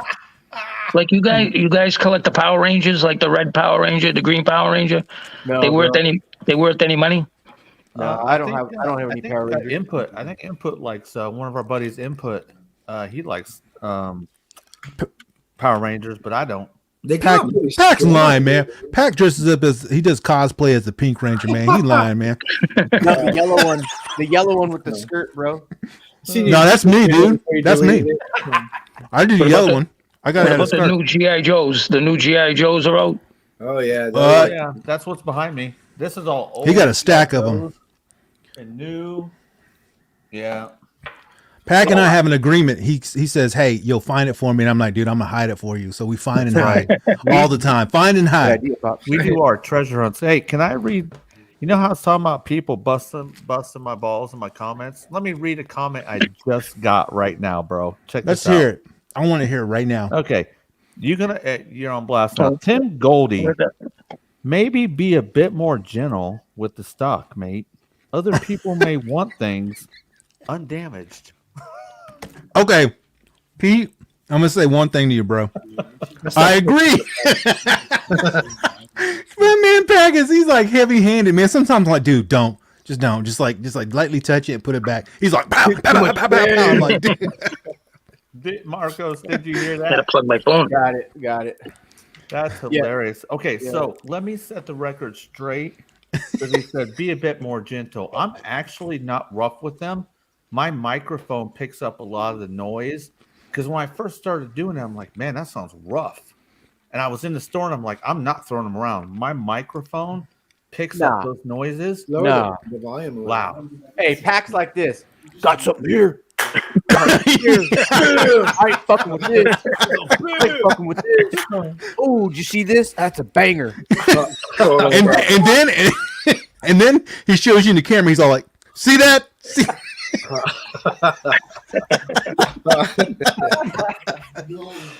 Oh man, I'm just messing with you. Hey, He goes and hides everything. Take his annex before he goes and does it because he's a shaking motherfucker. He's like, y'all see this? No, we can't. we really can't see it. I give him a lot of flack for that, man. Like I'm like, dude, don't drop it. But when you're shooting videos, dude, you don't mean to drop it. I do the same thing, man. And like sometimes I open it, like, oh my god, I just dropped like 15 different things. I'm like, wasn't even trying to do that. People are probably like, oh shit's dropping on the floor now. Well, I'm just not editing it out. I'm giving you what's happening in this. I could just cut it out. You wouldn't know what the fuck I'm doing, okay? But I'm just letting you see it. So, just so you know, even on my last video I just uploaded tonight, I haven't dropped anything for like 3 or 4 videos. So every time I don't drop, I'm calling your name out. Oh, Tusken, it didn't hit the floor yet. It didn't hit the floor, but when it hits the floor, bro, you're gonna get pinged. You're gonna get pinged, bro. Trust me, Tim, he's highly aware that he does drop stuff because I call him out on all the time. Dude, you can't help it, dude. You can't, man. You really can't. Man. You be flipping. For some reason, Hot Wheels collectors, diecast, they love it when you just flick through the shit. Like, I wouldn't even have to show it. They just like to see you going flick, flick, flick, flick, flick, flick, flick, flick, flick, flick. And I'm like, and those same people that like to hear that noise are the same people that don't like you to drop them. Trust me, because I'm the same way. I like to go through it. You know, you get that like motion going through them. and then you like get it out and you cradle it like a little baby and you put it in your cart and you're like, here you go. This is gonna get a Protecto pack when I get home. And then you triple wrap it. I mean, in the cart and shit. yeah, I'm like the Clothes that you same. put down. I'm the dude that like takes that like it's like super treasure hunt and treasure hunts, even like the $2 treasure hunts. You go to a show, you can sell it for $2. Dude, I like take it, put it down in the cart, and like baby it till I get to the front. My wife's got stuff in the car. I'm like, get that stuff off, get it away from my stuff. But dude, I mean, I understand. I totally understand because like to me, if I'm gonna collect like a minted carded stuff, it better be mint. Like for real, I'm like, I'll look at the ends, look at the blister, all that stuff. But if I'm gonna open it though, a lot of times I'm gonna open it. But it doesn't bother me. Huh? I think you were saying something. Pop. No, I was saying you put it like some clothes in the car so you can put it down on top of. Yeah. Soften the blow. Soften the blow, triple wrap it. Yeah. No scratching. No Let's have scratching. some real talk. Yeah. Let's have some real talk. The same motherfuckers that are bitching about shit falling and thinking I'm treating them too hard. Do you have any idea how rough these freaking toys are? Hold on a second. Just a second, man. Like, here you go. You see this thing right here? Look at this Matchbox. See it super fast. Wait a minute. Is this motherfucker broke? Hold on. Let me put this shit on blast now. Oh yeah. Okay? Now, if you dropped it on the edge, the corner would be bent. That's what those guys. On the edge. That's what those. Hardcore. Look at that. That's what those. Trigger. That's what those guys. They'd be upset about it because, like, oh man, I see a small curl. Like I could just look. There it is again, bro. You got a soft edge. But these things are durable, man. They have not lasted years and decades without being tough, man. They can handle me. Even Pop notes. He even like hit his face. He was like, "Oh my god, I can't believe you just did that." I was so triggered right now. I was so triggered, dude. Imagine if that was like a whatever transformer like you just found, and like he's like, "Ah, shit." I was like, "Oh, I can see you already." Wait. See this? Oh no! I won't throw it. I won't.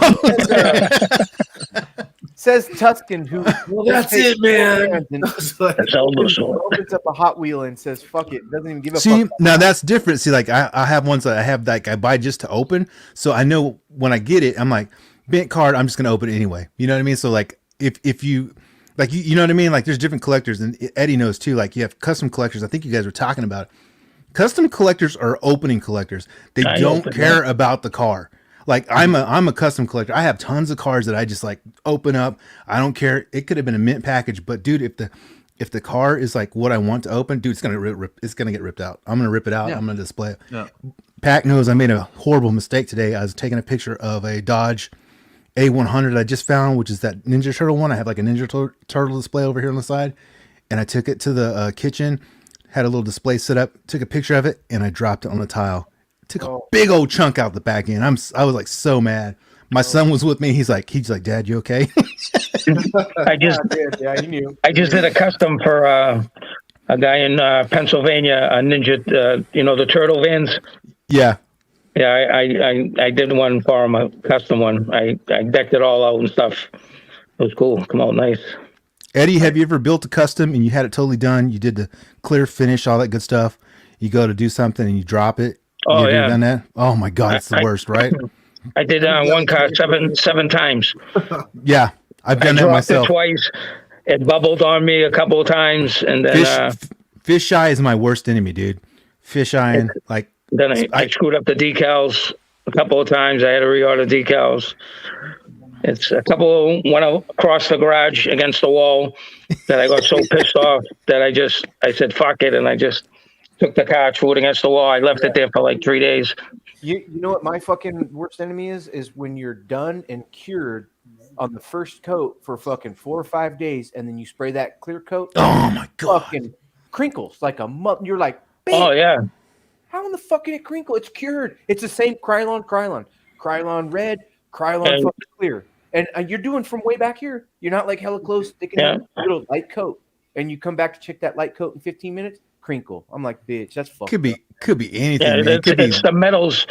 Sometimes the metals, you got to clean the car in the mineral spirits and get them all nice, and then wash it with the soap and water and warm water, and then put it. I got a container with a heat lamp on it that warms the car up and gets it to a certain temperature, and then I'll take it and I'll spray it with the primer coat. And then once the primer coat dries for a couple hours, I'll scuff it up a little bit, hit it again with another coat, 2 or 3 coats of primer, and then I'll paint my coat on there. And you got to let the car cure for like 5 days, 5 or 6 days.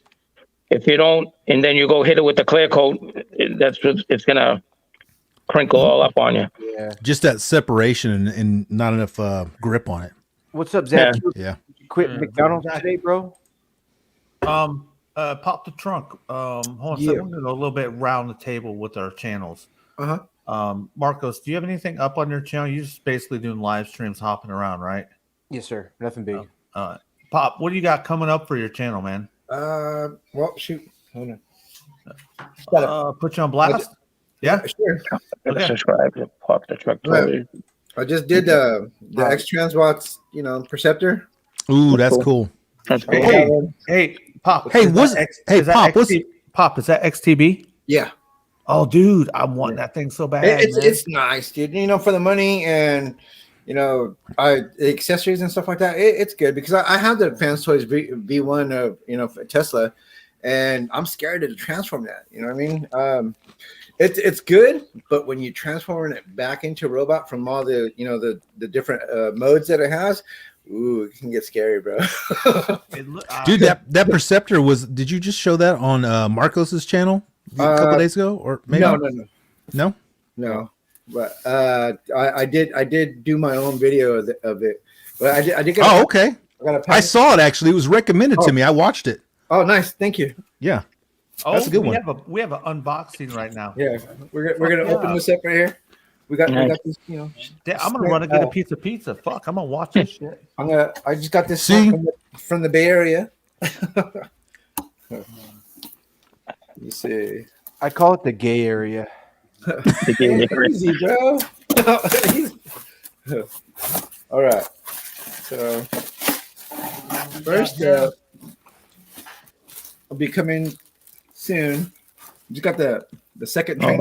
Oh, I saw that. I saw. Yeah. Yeah, dude, these are amazing. The diecast that's in them, I was very shocked. I was like, holy crap. I got this with the Perceptor, the other one, the Iceland, and I couldn't believe the weight that was in this little box, dude. I was like, what the hell's in here? And I was like, what did he send me? And then it was one of those trains and the Perceptor, and it was like at least like 12 pounds. I was like, holy crap. And What did that run? What did that run for that? The train bots are 130. Ain't bad. Not bad at all. And then I did get a heifer because I needed. Ooh, that's cool. Yeah. Perfect. However, he's the most vanilla freaking robot there is. Yeah. He's like the GoBot of Transformers. Yeah, I had to get him, man, because I had the X Transbots. You know what I mean? I had to upgrade that mug. How big are they? 12 inches? It's about maybe 6 inches, probably. Probably him. Probably about. It's crazy. Look at all that stuff. This was the X Transbots version right here. That's Perfect. cool. Which is good. Hey, that and the A lot of chrome. There's another huffer. My buddy Mine Brad, was pretty 45. solid. You know, like you know what I mean. They say, oh, the legs bend and stuff like that. So mine holds pretty good. You know, it wasn't too bad. Hey, who's the other person that does a huffer? My buddy Brig 45. I do the comics with. He has Vacuum. No, there's another person. They came out with 3 of them. They were super cheap. Oh yeah. I know what you're talking about. It's with the Braun and the workouts, right? Yeah. I saw that in person. It's not bad. The face a little weird, but not bad. Yeah. Those are what I got new, and those will be coming pretty soon because I like to do the reactions and stuff. You know, when I open it. Okay. But yeah, I mean, definitely lately, that's what I got. Lay down. Go lay down over there. Tusk, what do you got coming up for your show? For your channel, bro? Nothing, because I'm lazy. You just dropped a video tonight. What was that? Hey, I did actually. That was opening a case, man. I think the title is like pallet raid or good customer service, which is a good topic, man. Do you pallet raid, or do you ask him to open up the case for you? Well, let me, dude. It's a touchy subject. Some people want to pallet raid. Some people are going to ask the people. Some people. I know, Pac. You have a certain. Yes, I do. Let me ask Eddie first before we hit that topic. Let me ask Eddie, what do you got coming on your channel? I'm gonna have some customs. I'm gonna start putting on how to do wheel swaps and all that stuff, and I'm doing a garage with lights and stuff. Oh, cool. Sick. And I'm gonna do. I got the Nice setup little over there. diorama. Yeah. Fuck. It's like switchboard and all the stuff. Cool. So I'm gonna run the wires. I'm gonna do that. Do the inside. Make it a garage with the doors that open up. Wow. Just Hey, but basic Pat- stuff. Until I get my shop set up. Once I get the shop all done over, and then we'll do some spraying and all that kind of stuff. Spectra flame paints and acrylics and all kinds of Nice. stuff like that. Nice. I'm Hey- thinking about running classes in here. A couple of people at a time to teach them how to do customs and charge them like $25 a piece to come in and do customs. Oh, Set shit. them up on a table and let them do their own customs. Yeah. Pretty smart. Hey, Pac, I was gonna say, like, I have so many videos that I'm editing right now, and so I've kind of, I was talking to Pac like the other day, and a light bulb went off because he was talking about we were just chatting, you know what I mean? We just get on the ramble, we chat about whatever, and we were talking about like videos, and he got me on something that I have not ever done on YouTube, and that was schedule out my videos. I'm horrible about it. Do you like, typically I'll just edit a video, put it on.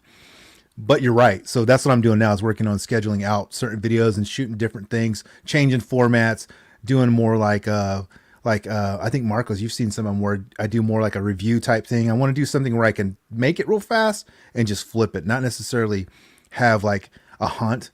Because dude, I'm gonna be honest, Pac, too, like there's only so many times you can go to a certain store and like see the same stuff Hey, over not me. and over I'm gonna and over. find it all, bro. Dude. Pat's a hunter. There's nothing on the pigs. There's nothing on the pigs Dude. to do pig videos anymore. His on his side of town, man. I don't know what they're doing, man. They get them all the time. They got nothing, Over here, no. it's like dry I as a haven't bone. found- Yeah, I haven't found nothing in 5 months. Yeah. Like anything good, like I don't do them It out says here, in man, my because these things be description, dry as I hell. search all over for diecast, and I do. It takes me some effort, but that's how I find it, man. I really fucking work sometimes. Yeah, it gets so bad out there. I had a guy come in the shop. He spent $500 in here yesterday. He bought all kinds I of believe stuff. it. I believe and it. I only charged him. He bought a ton of red editions. I had a million red editions. I sold them for $3 a piece, and ZMXs $3 a piece. And then he bought 5 or 6 customs off me. Yeah, it's crazy because over here, I mean, I got it easy, like maybe 5 Targets, 4 Walmarts, and these guys go out in teams. I swear to God, they'll be like texting on their phone, blah blah blah. Are you there? And this and that, blah blah blah. And I was like, I overheard them one time. I mean, they got like teams that go out all at the same time and just hitting these places. I was just like, good Lord. Pop, where are you from? California. Yeah, no doubt. There's teams. There's Yeah. there's like 2 or 3 teams I watch on YouTube, and that's what they do. They do that. No, Yeah. these guys got it down, man. I mean, like they just drain your stores, and like I said, if you find something out here, you struck gold for real. So it's like, Yeah, It's the funny Big A- because go ahead. Big A's diecast is from California, and he said there's 1 million scalpers out there Oh yeah, I believe it. scalping all over the place. Well, Tusk can tell you. So what happens with me and Tusk? We have it good. I'm northern suburb. He's southern. Okay, so I work the northern part, and he works the southern. I don't much come into the south very often, but he covers that down there. And I will tell you this: there are some serious scalpers here in Central Oklahoma. yeah. People think like, because you guys got a bad Pop, dude. There's some fucking Oh, heavy yeah. duty. I even sent a picture to Tusk one morning. I seen this guy, and I would go to the Walmart by my house, Tusk, and I would go to the Quail, and I would see this guy every morning. So I sent you the picture. I call him a creeper. Like he never changes his clothes, sweatpants. Remember when I sent you? I'm like, hey, have you seen Oh yeah, I kind of do. Yeah. I Did you see ever him get? everywhere. Did you ever get into a fight at the store? No, Never. I never have. No. no. There Yeah, are guys that will they will start do some hating. fisticuffs. Yeah, there are some guys that will, and those are the guys I don't even bother with. You know what I mean? I don't. It's like you don't even acknowledge them. You know what I mean? I know Yeah, Pax. about 5 months ago when the cars, when the pigs were loaded and stuff, and there was a few cars out there that this kid wanted, and I was in looking at the cars and the pigs, and this lady come up and she had a 12-year-old kid, and he wanted some cars off the pigs, the Batman set. And guy come up behind me over my shoulder. He started, there was 3 sets on the pigs. He wanted to take all 3 sets. I'm going, dude, really? I said, what the fuck you doing? And he's like, oh, I need this set. I need these sets. I said, all 3 of them? There was 3 sets of the Batman sets. Yeah. And I'm like, the kid wanted a couple of cars out of the set. I said, the kid's going to get, the cars first. No, I'm getting them. So I grabbed them out of his hand, and I gave the cars to the mother. And I said, here, take them to the register. I'll pay for the kid. I said, this guy's getting nothing now. Big scalper, I know him for a while, That's when you just go over there and curl all those cards right in front of them. Grip. I go, man. I said, I said, it's a hobby. I said, enjoy the hobby. That's what it's here for. I said, the cars will come again. I said, you'll get the cars. Don't worry about it. To make $10 or $20. And I had a fight with one kid. He was a scalper, sit on the floor, tapping boxes open, taking all the supers out, taking all the treasure hunts, taking all the good main lines. And he had the razor blade and everything. This kid's going across, but back. But, hey, I'm not gonna lie. If they leave those cases on top of the Walmart shelf, it's coming home. There's a point. Yeah. Like I know all the managers around my area within 20 miles, and they call me on my phone. Eddie, we got case, we got this. I don't even bother going down there. For what? I said, let the kids enjoy them or whatever. I'll come down. I'll buy the case. Or I'll put it on the pigs for you. And then, I live in a community and I donate thousands of cars. I gave the police department, the fire department, 400 or 500 cars. I give kids in my neighborhood, and they're not stupid. These kids are all 12, 10 years old. They know more about Hot Wheels and diecast than I do. They want Porsches, Ferraris, Lamborghinis, all the good stuff, and that's what they love now. Yeah, I give them all Halloween. I must have gave 300 cars out on Halloween. Dude, hey, that's what I did. That's what I did too, man. This year, this is my first major Halloween here in this neighborhood, and that's what I did. I did Hot Wheels, and I used to do a big toy run. In the last 2 years, hasn't been that much on toys. The emphasis on it for some of the charities that I was doing, but I would do one, and some of the guys that Pac mentions, they donated. Rick donated a whole bunch of cars. Some other guys donated a whole bunch of cars, and Brandon Frankie donated a bunch of cars. But yeah, I do that stuff around here too. It's pretty fun. Yeah, Diecast, Dotson Man Diecast up in Washington. He does the things Cars for Hope and the Children's Hospital and St. Jude's. And I sent them 250 cars, and he must have got, I don't know, over 5,000 cars from people, from the YouTubers. And that's awesome. Yeah, he does a lot of good things. He does a lot of charities. I got a box right here I'm going to send to him, and he does raffles to auction off at St. Jude's and the Children's Hospital. And I put a couple of supers in there, and I put 4 or 5 customs in there, and he's going to raffle them off and have an auction on YouTube, and all the money goes to charity. Yeah, the one I do here is Citizens Caring for Children. Do that one. And that's for foster kids. And there's another one, the Positive Tomorrows. It's like a school for kids that are homeless, that have homeless parents. They can go to school, and I like to do that one. That's a cool one. That's 2 cool ones I like to do. You got to put a smile on the kids' faces, Oh yeah. And what's funny is the Hot Wheels guys here are so generous, man, that I literally have so many left over. I had a whole big, huge box full of them that I had to put in storage, because then I had to have the guys come pick them up. So, dude, I have way too many of these. I did a video on newcomers to the hobby, and even people that collect so many Hot Wheels and diecast cars that their houses are packed with them. And even I got the guy Hewitt's Hot Wheels. Hewitt's a good guy. He's been around a long time, and he's got his Hot Wheel channel. He's got 1 million cars. But I'm I don't like to say anything bad about, you collect, it's none of my business. People collect what they want and this. But I tell these young kids, when you get in the hobby, you don't have to chase every car in the world. And it runs into money, and you don't realize $1 here, $3 here, $5, $6 here. Oh, yeah. And then you turn around and you look, and your room is jam-packed with cars, and you got them in totes under the table, you got them in the closet, walk-in closets, you got them.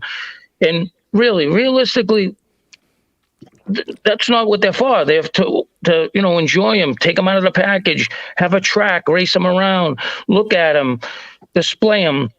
What are they doing? You got 30 boxes, plastic boxes in your garage, in your closet, and you're hiding them. Right. If it gets like that, it gets kind of crazy. Give them to somebody. Like I told the guy, I said, you got all that stuff. Even me, I go walk in closets full of Hot Wheels. I give the cars away. They rate $12 cars. I got 2 kids down the corner over here, 4 kids up the other side, 5 kids over there. Every time I see them on their bike, I throw them 4 or 5 cars a piece, and they're not cheap. They're $4 or $5, $6 cars. Yeah. Yeah.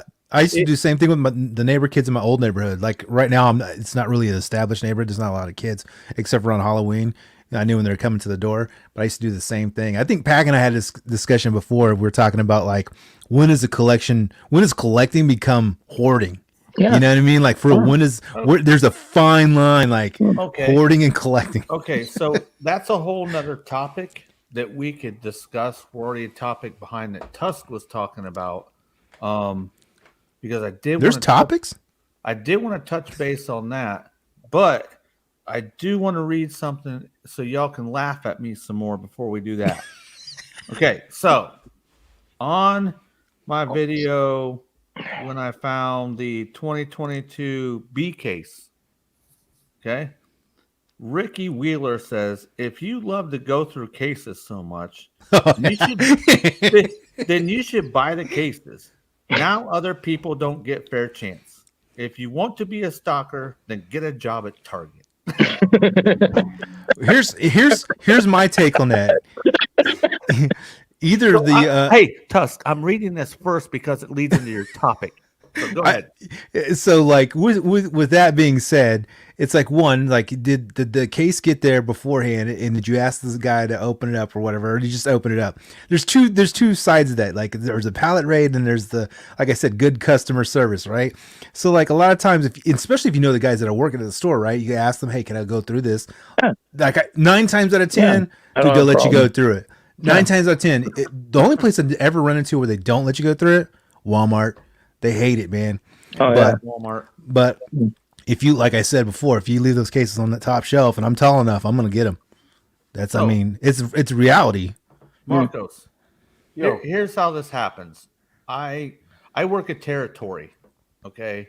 I don't really venture out of that territory. Now, if I decide I'm going to go to a different sector of my metro, I have a very specific territory.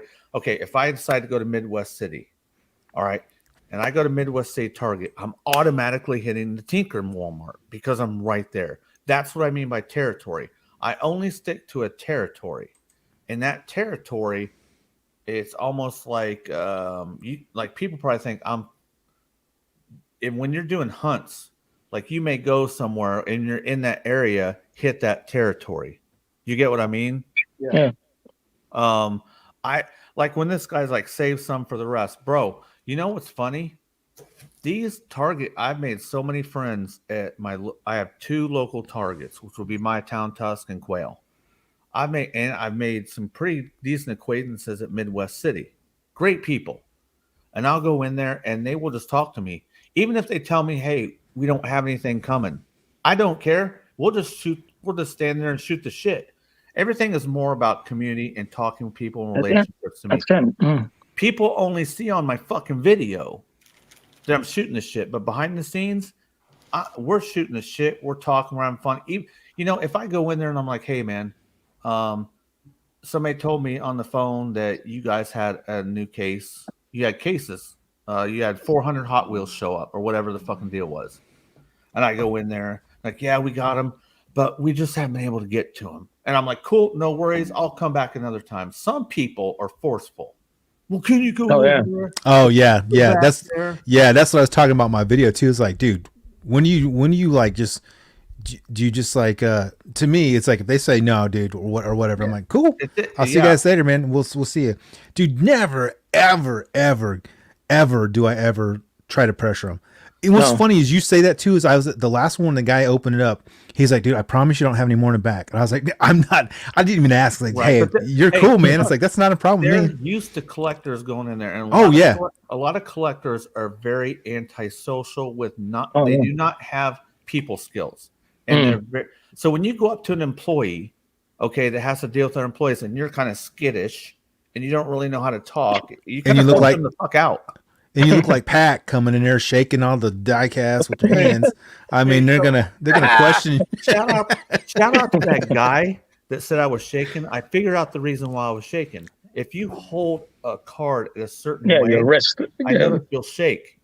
But if you go to a different area, and I will grab them down low, and that for some reason it shake. But if I move my hand up top, they're all smooth.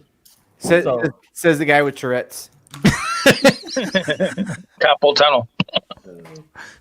And you know what? Shout out to my wife, because my wife, I love that. Dude, that's awesome. Gigawatt. Yeah. $40 or $60? Dude, they got for Christmas, I think it was like $30. Okay, yeah. That's a good one. Now, Pen let's lead up to this. What did you say? 10-15. Ooh, just a second. My order's supposed to get tomorrow. Oh yeah, I'm just running my giblet over here. Jay Holla, I learned some of your tricks that you did off your hunts. I'll go into Target and I'll either call or talk, and I'll give them the DCPI number, and they will tell me when shit's gonna happen. All right. We're big hunters, Eddie. All right, Tusk is, I am. Pop, I know you're hunting. You hunt a lot as well. Marcos, I think you've started getting into hunting a little bit more here lately, haven't you? Cunting. Thinking about. He's too busy. He's too busy brushing his goatee, man. You know what? Stop. He's got a guy that comes to his house. Stop dusting shit and produce some content on my channel. God damn it. He's over there having a cleaning party, man. It's a guy. Fucking dusted. So, have you been hunting more lately, Marcos? I cunted this morning. He did. So, eight months ago, Pop, I would probably say that Marcos wasn't hunting for shit. Yeah. I think he's hunting a little bit more now. Yeah. No, Blondes and redheads. Much respect, but no, I haven't hunted for shit. I walk into Walmart knowing the disappointment aisle is going to fuck me over. Target, disappointment aisle is going to fuck me over. I used to 8 months ago, 2 years ago, 3 years ago, go to these fucking places and fucking hunt. Now you can't find fucking shit because COVID is over and everybody's doing the same motherfucking thing you are. Oh, you talking about the Bud Ice? The Bud Ice? Mm-hmm. Shout out Bud Light. And late. Shout out Captain Morgan's and Diet I got Dr. Corona. Pepper. Shout out this right here. Captain Morgan's right there, buddy. Okay. That I got Natural Light. Marcos got Bud Light. What I you got Coronas. I got the virus. I get the Corona. Yeah, I got it in the Yeah. refrigerator. All right. Yeah, this is just good old Captain, man. Black Label. Okay. Oh, nice. Yes, sir. Captain Morgan. That's good. That's good. If Marcos wants to know if I'm drinking Jack tonight, I am not drinking Jack. Nah, dude, he hasn't. He has not slurred one bit. So you know he's good. When I start slamming the Jack in my California shot glass that Marcos gave me, Yeah, and then he starts, and then he starts doing this. Like, watch, this is what he does, and then Hey, but he stopped. he gets over there, and he's like, "Hold on a second, guys. Hold on, I'll be right back." And you don't see him for 15 minutes, and yeah, you know he's had the Jack Daniels. So we never, sorry, we never did get an answer from Rico Bobby. Rico Bobe, how to pronounce your last name? He says PBR. Paps Blue Red. Paps. Quiet, Luna. Hey, Pac. I was gonna say, Zelda checked in. I don't know if we gave him. Thank you, sir. Yeah, We were talking about stuff. Zelda, super awesome guy, man. He does some racing. Check him out. I did want to ask Marcos, what the fuck are we talking about next? Jay Holla. I already talked about Jay Holly, you bastard. Oh, about hunting. Oh, hunting. Yeah. So Pop's Talent next. rating. Let's hear what Pop's got to say about hunting. He hunted today. Yeah. Basically, today I went to a couple stores. I was looking for the trap jaw for Revelation, but one store that me and Marcos both go to is like a place that's probably about 45 about 20 minutes, I would say, for me. Fantastic. Yeah, fantastic toys. They're usually pretty good. You know what I mean? You go in there and they got all kinds of like third-party Transformers, Marvel, Pops, whatever the heck you like, man. It's pretty good. Pretty well rounded. I liked it. Shout out, Pop. And the last time I was in there, they had a whole bunch of Revelations figures that I didn't have yet. And I was like, I didn't want to pay that nice little extra that they put on it. But you know what I mean? Like, I think like the next day I held out and I went to the Walmart and I found them all. I was like, oh, nice. I almost bought these mugs. But, Dude, sometimes that can bite you in the butt, man. yeah. There it is, Pop Marcos. It's pronounced Rico Bobe. Suave. Al. Rico. Suave. Now, is Frank and Sons, is that near you guys anywhere? No, Frankenstein's down south. Hours 4 away. or 5 hours from here. 5 hours? You said 5 hours? Yeah, 4 to 5 Yeah, hours. Depends on how good you are. Yeah, I'm coming out right then. I'll Dude, be right back. Man, Frankenstein's, I've been No there. problem, It's a nice place, man. It's very cool. I see a lot of like customizers and Yeah, you can- action you can figure get all- customizers there. You can Yeah, get my customized shirts. Yeah. All kinds of stuff. Whatever. I mean, like figures. Man, whatever you want, it's there. It's like it's like basically a con that happens Wednesdays, all the time, Sundays. Yeah, I want to go there one day because I always see awesome like stuff there. Yeah, I mean, it looks really, really cool. I definitely recommend go out and check that out. It's a good spot. It's the best. It's 7 hours, all wrapped into a half hour of like, what the fuck? 7 hours went by and it feels like a half an hour, bro. Like, and where's that at? What city is that in? L.A. LA? City of Industries or something like that. City Way out there. of Industry. Oh, okay.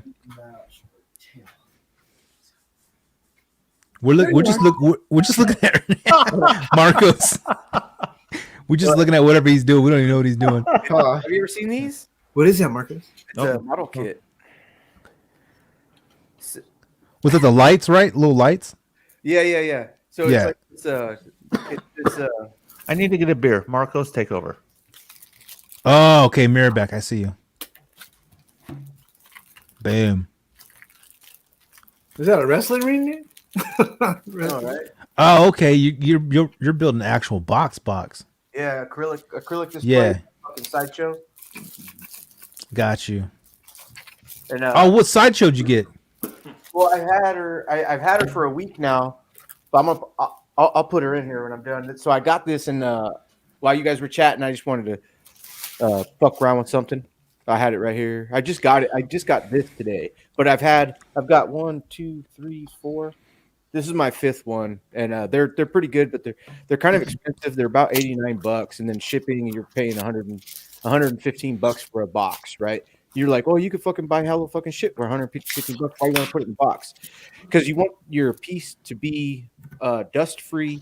You want it to have the proper lighting and all that shit. So I really appreciate these. I think they're pretty cool. That's why I do the detox, man. I like my stuff to be lit up. And a lot of people don't like detox, you know, but I don't. I've always loved detox from the first time I seen them.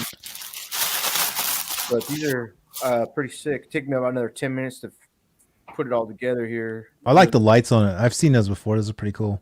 Yeah, and actually, this is a Master House revolving, and I thought it was gonna have the little turntable right here. Turntable, yeah.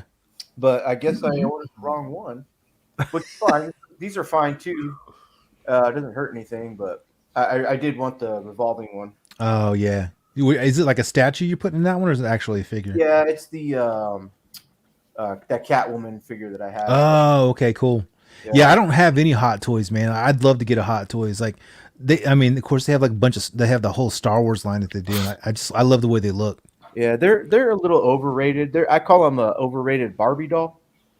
They are actually. You know, I'm lying. I have an old school Hot Toys. You remember the old school Hot Toys where the faces didn't look all perfect? Yeah, and they had like clothing, actual clothing. And shit. Yeah. That's the kind. I have like a Luke Skywalker like that one. It looks pretty cool.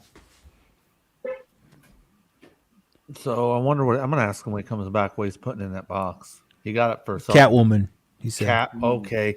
Yeah. You've been high on the Catwoman lately. That thing is nice. Dude, the Catwoman.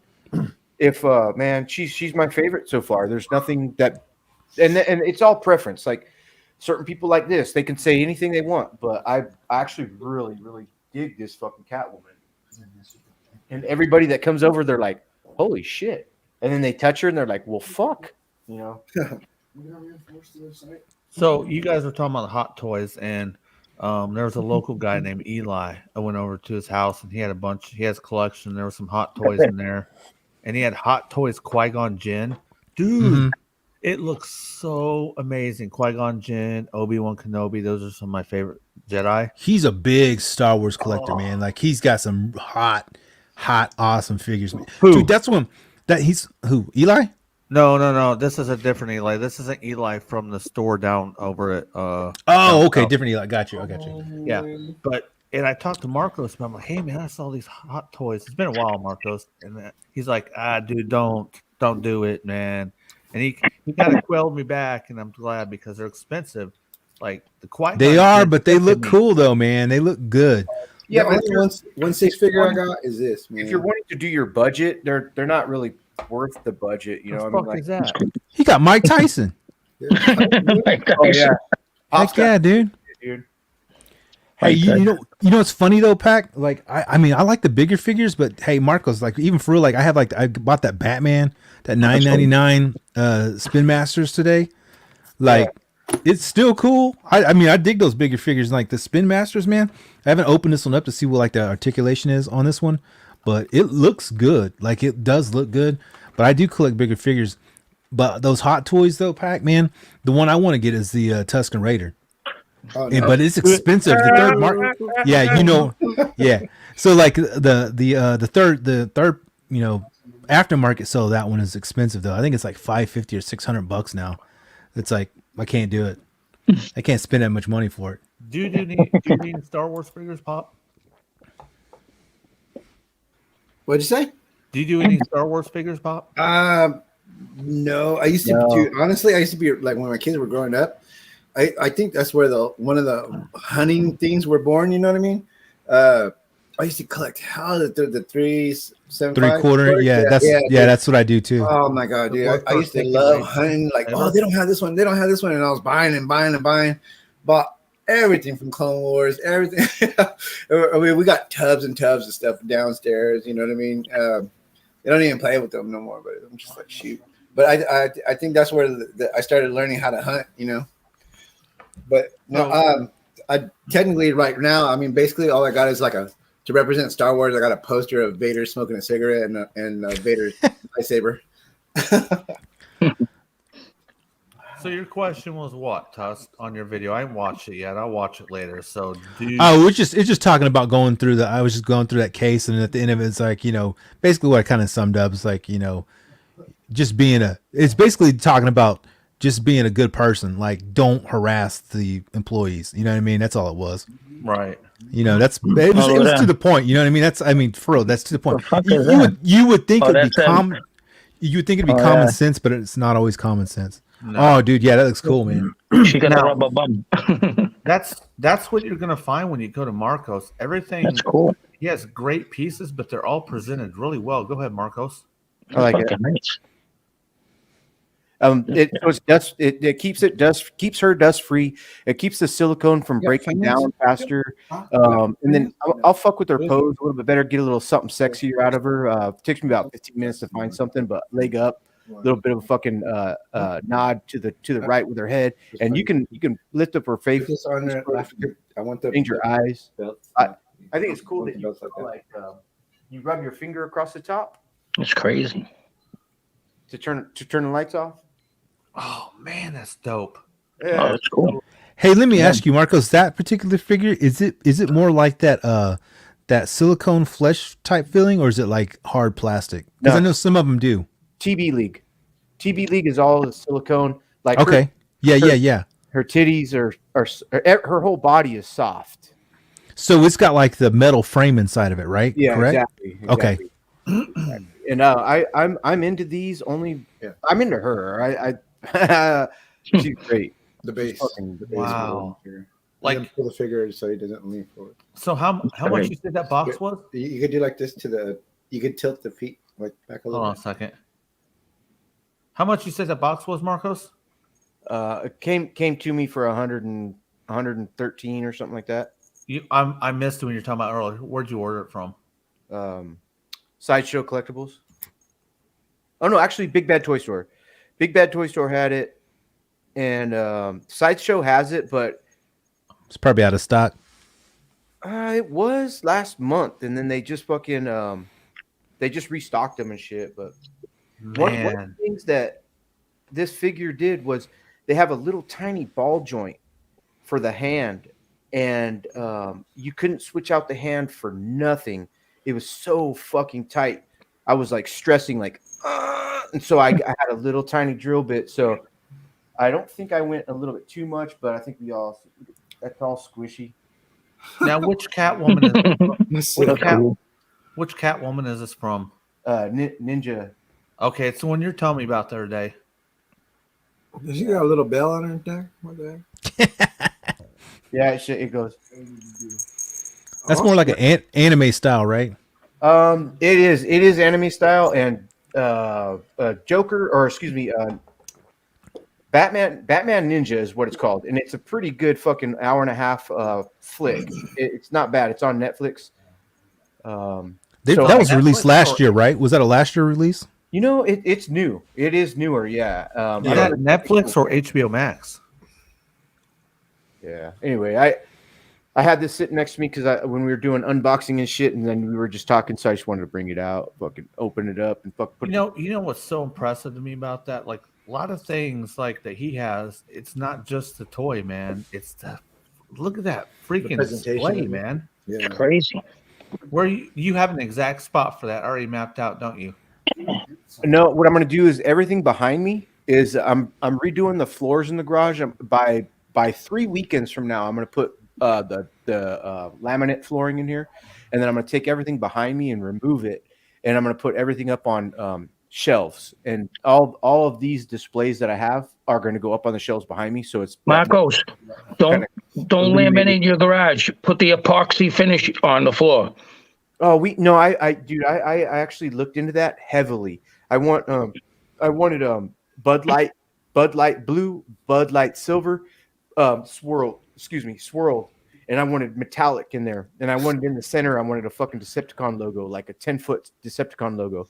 But with what I have and where it needs to go for it to cure everything in here, I just can't do it. It's not. Oh, yeah, okay, yeah, because it takes time. I did one for a guy down the street.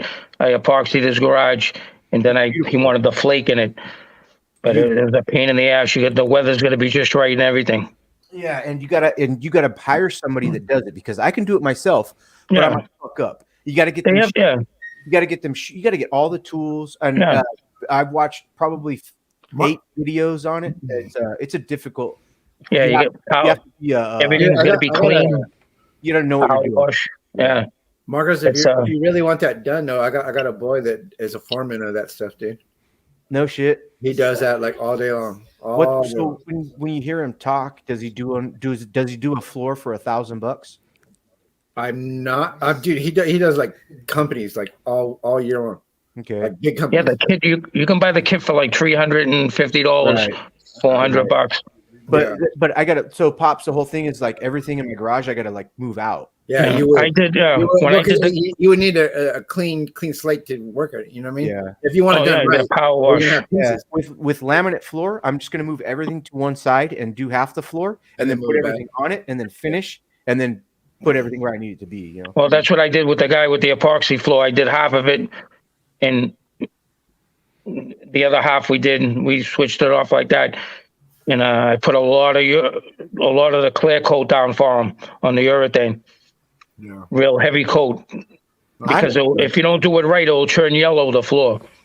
Yeah, because that's what that clear acrylic will do. It'll fucking change. Yeah. I think Pack's asleep. Nope, I'm just sending a message. He's on Kaz's channel. He's on Kaz's channel. But Marcos, don't skimp on the laminate. Buy the good laminate that has the cushion on the bottom. Yeah, no, I just laid some at my son's house, and I just did my wife's office, and it's very easy to work with. It already comes with the cushion on the bottom, and you know what was funny when I did my wife's office, I was using a little 4-inch skill saw from Ryobi and cutting all the pieces. Well, all you have to do is scroll with the razor blade and then pop it on your knee. Snap it. Yeah. Yeah, I was like, what the fuck? That saved me like fucking 3 hours worth of work, man. Crazy. I didn't know. Yeah, I use a chop saw. Chop saw's good if you got one. But all you gotta do I is got the chop saw.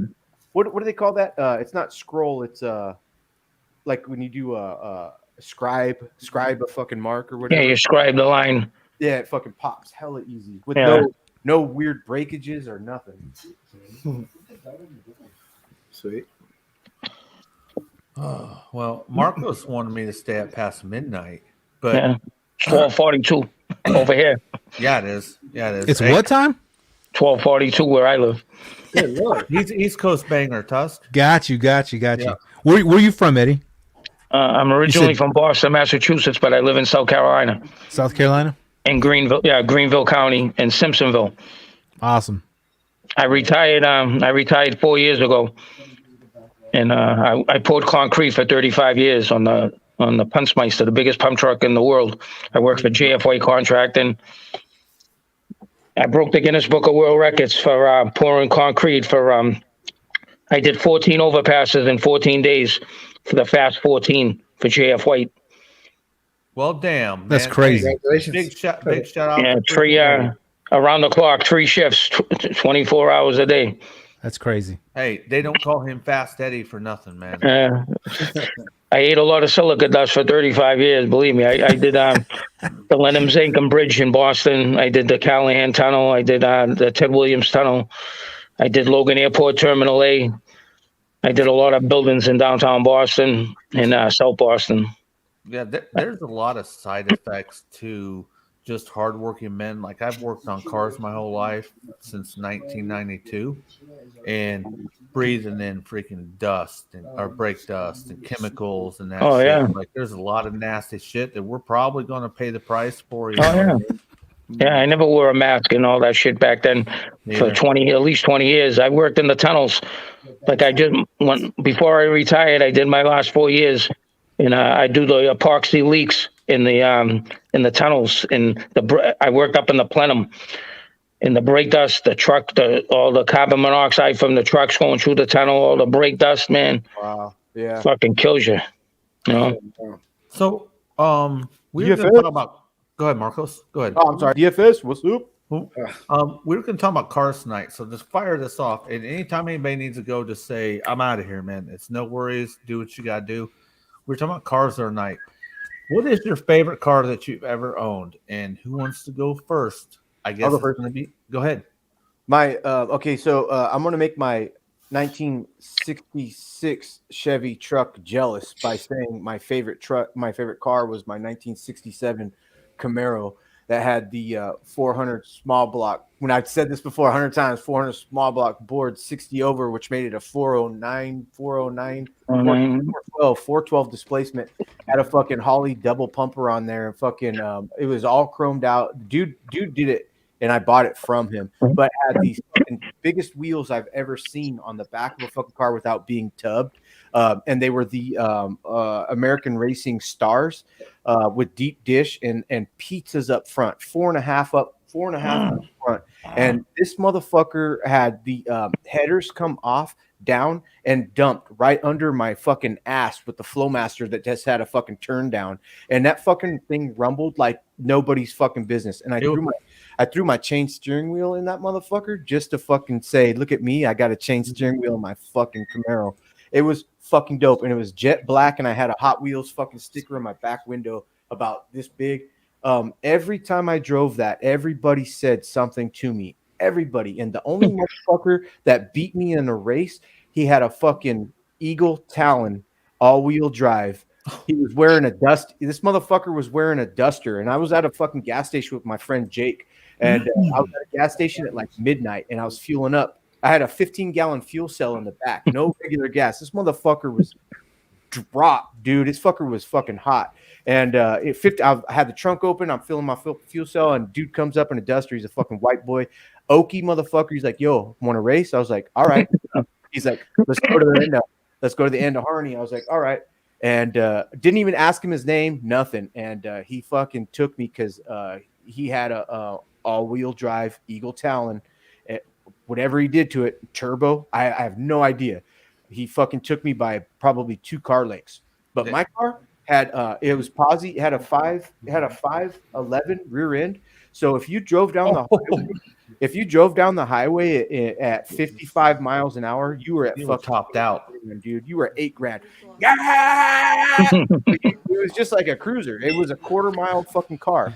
And anyway, this dude fucking took me, and my car just went fish, fish, fish, fish, fish, and straight. His just went straight, so that's how he got me. So horsepower wise, I probably had maybe 100 more horsepower than him, but that was my favorite car. Dude, the Eagle Talon, that's what we call a sleeper. Yeah. Dude, did you find out what the fuck he had in that thing? Because I know what an Eagle Talon is, and that ain't no fast fucking car. No, he we ended up making it down. We turned around, and he fucking said deuces and was out. He just wanted to fucking kill a Camaro. Oh man, asshole. So yeah, 411s are fun to drive, and you had gear that if you have 411s. Oh, excuse me, it was 411, not 511. Okay, 411. Okay, then your top out was like 70. Yeah, your top out was like 70 mile an hour. Yeah, if dude, they are so fun to drive because there's so much fucking torque.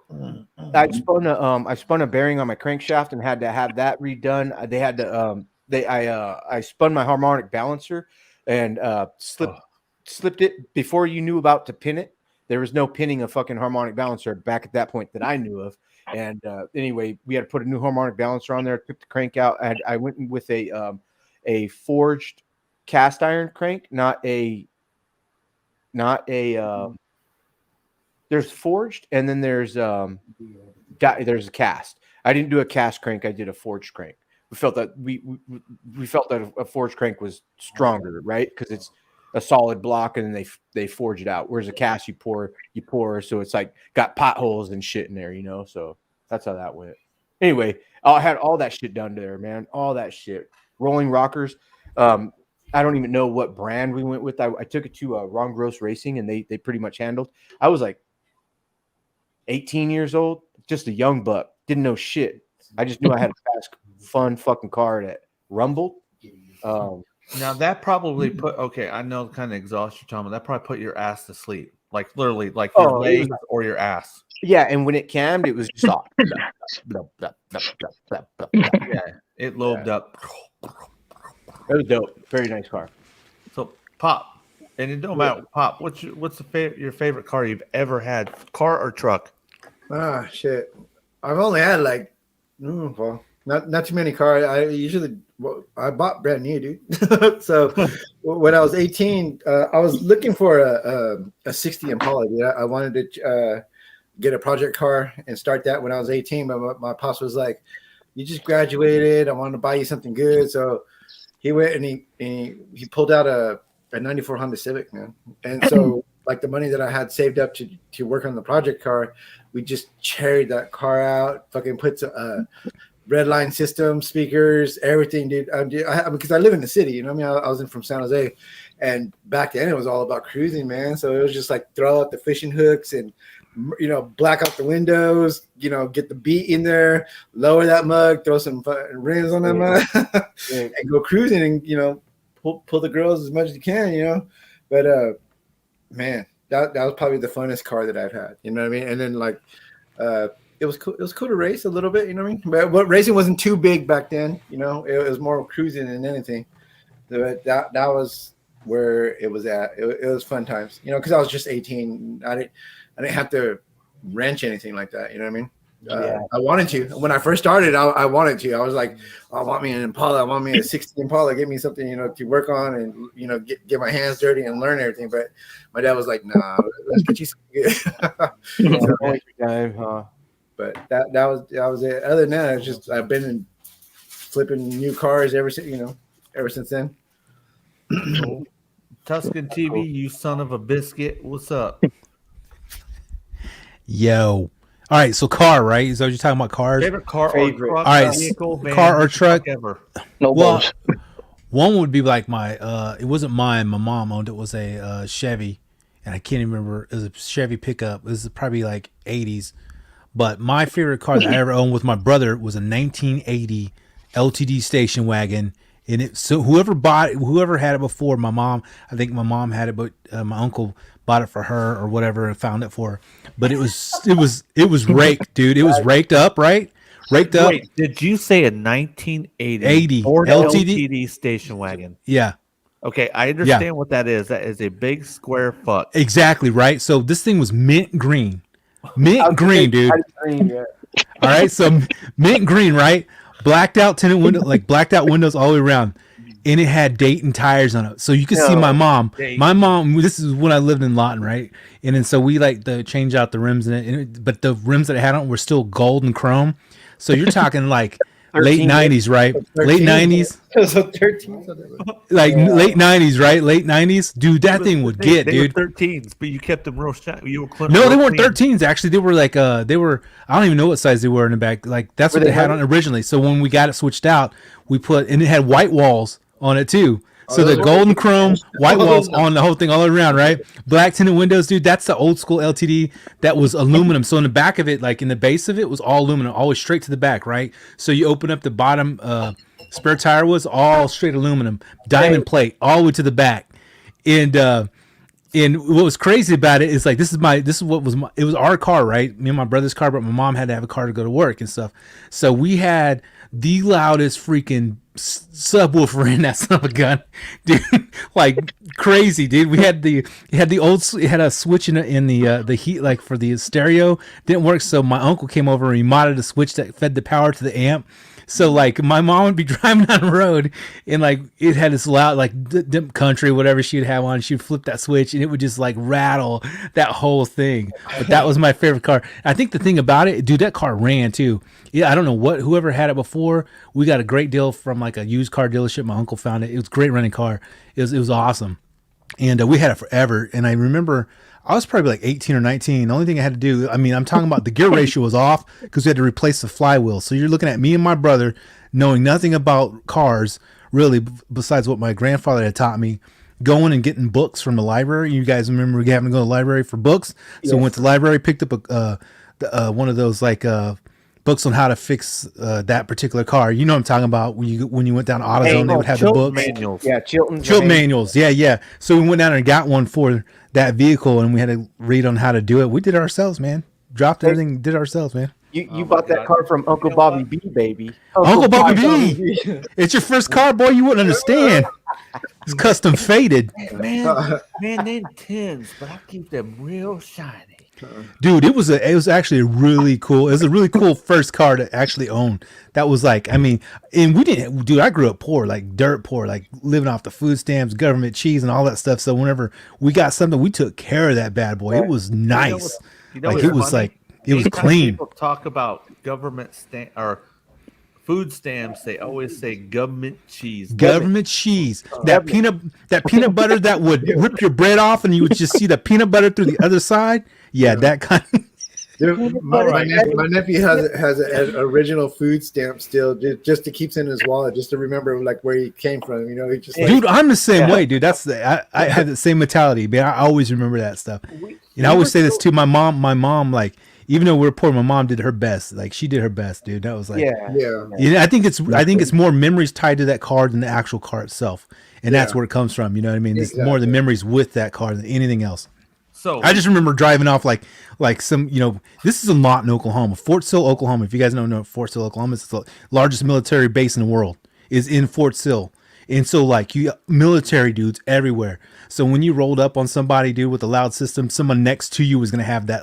You were always like, we're going to compete on this. Boom. We do it with my mom in the car.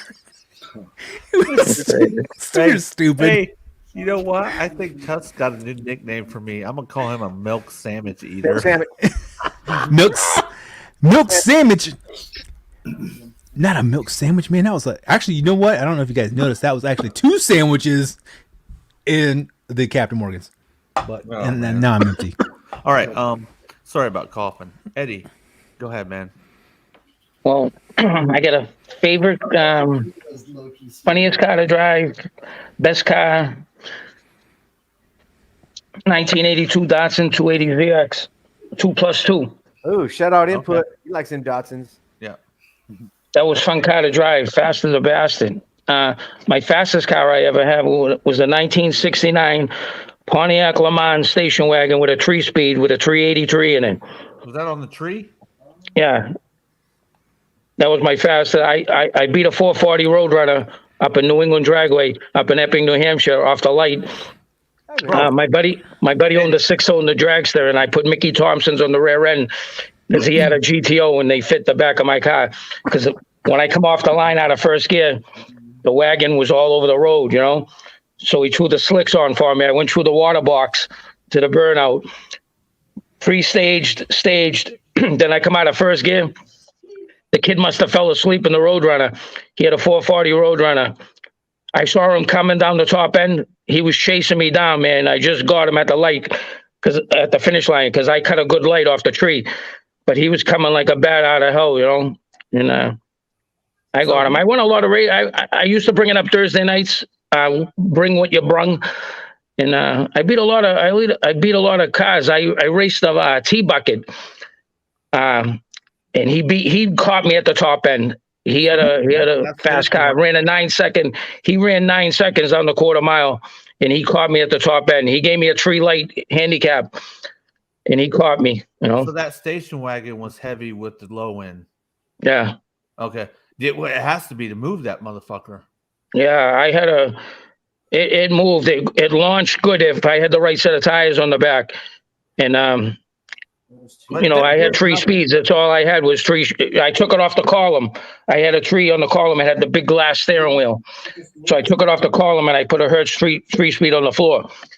But if that thing ever had a 4-speed in it and I had the right rear end set up in it, that was a fast car, man. If I caught a good light, that was a tough car to catch down the top end, you know?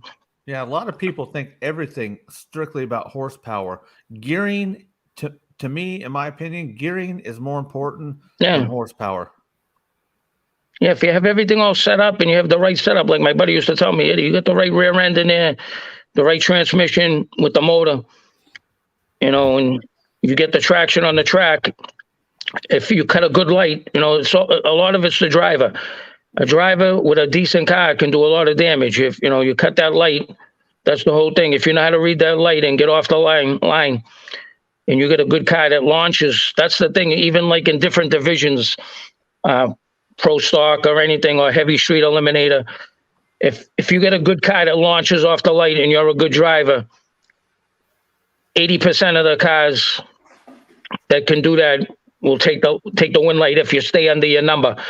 If you break out, and then, you know, it all depends. The higher breakout loses, you know. If you break out, you got to keep, you know, you do your time tracks down. You get 3 runs down the track, and they take your best time, and that's what you got to stay within your dialing, you know.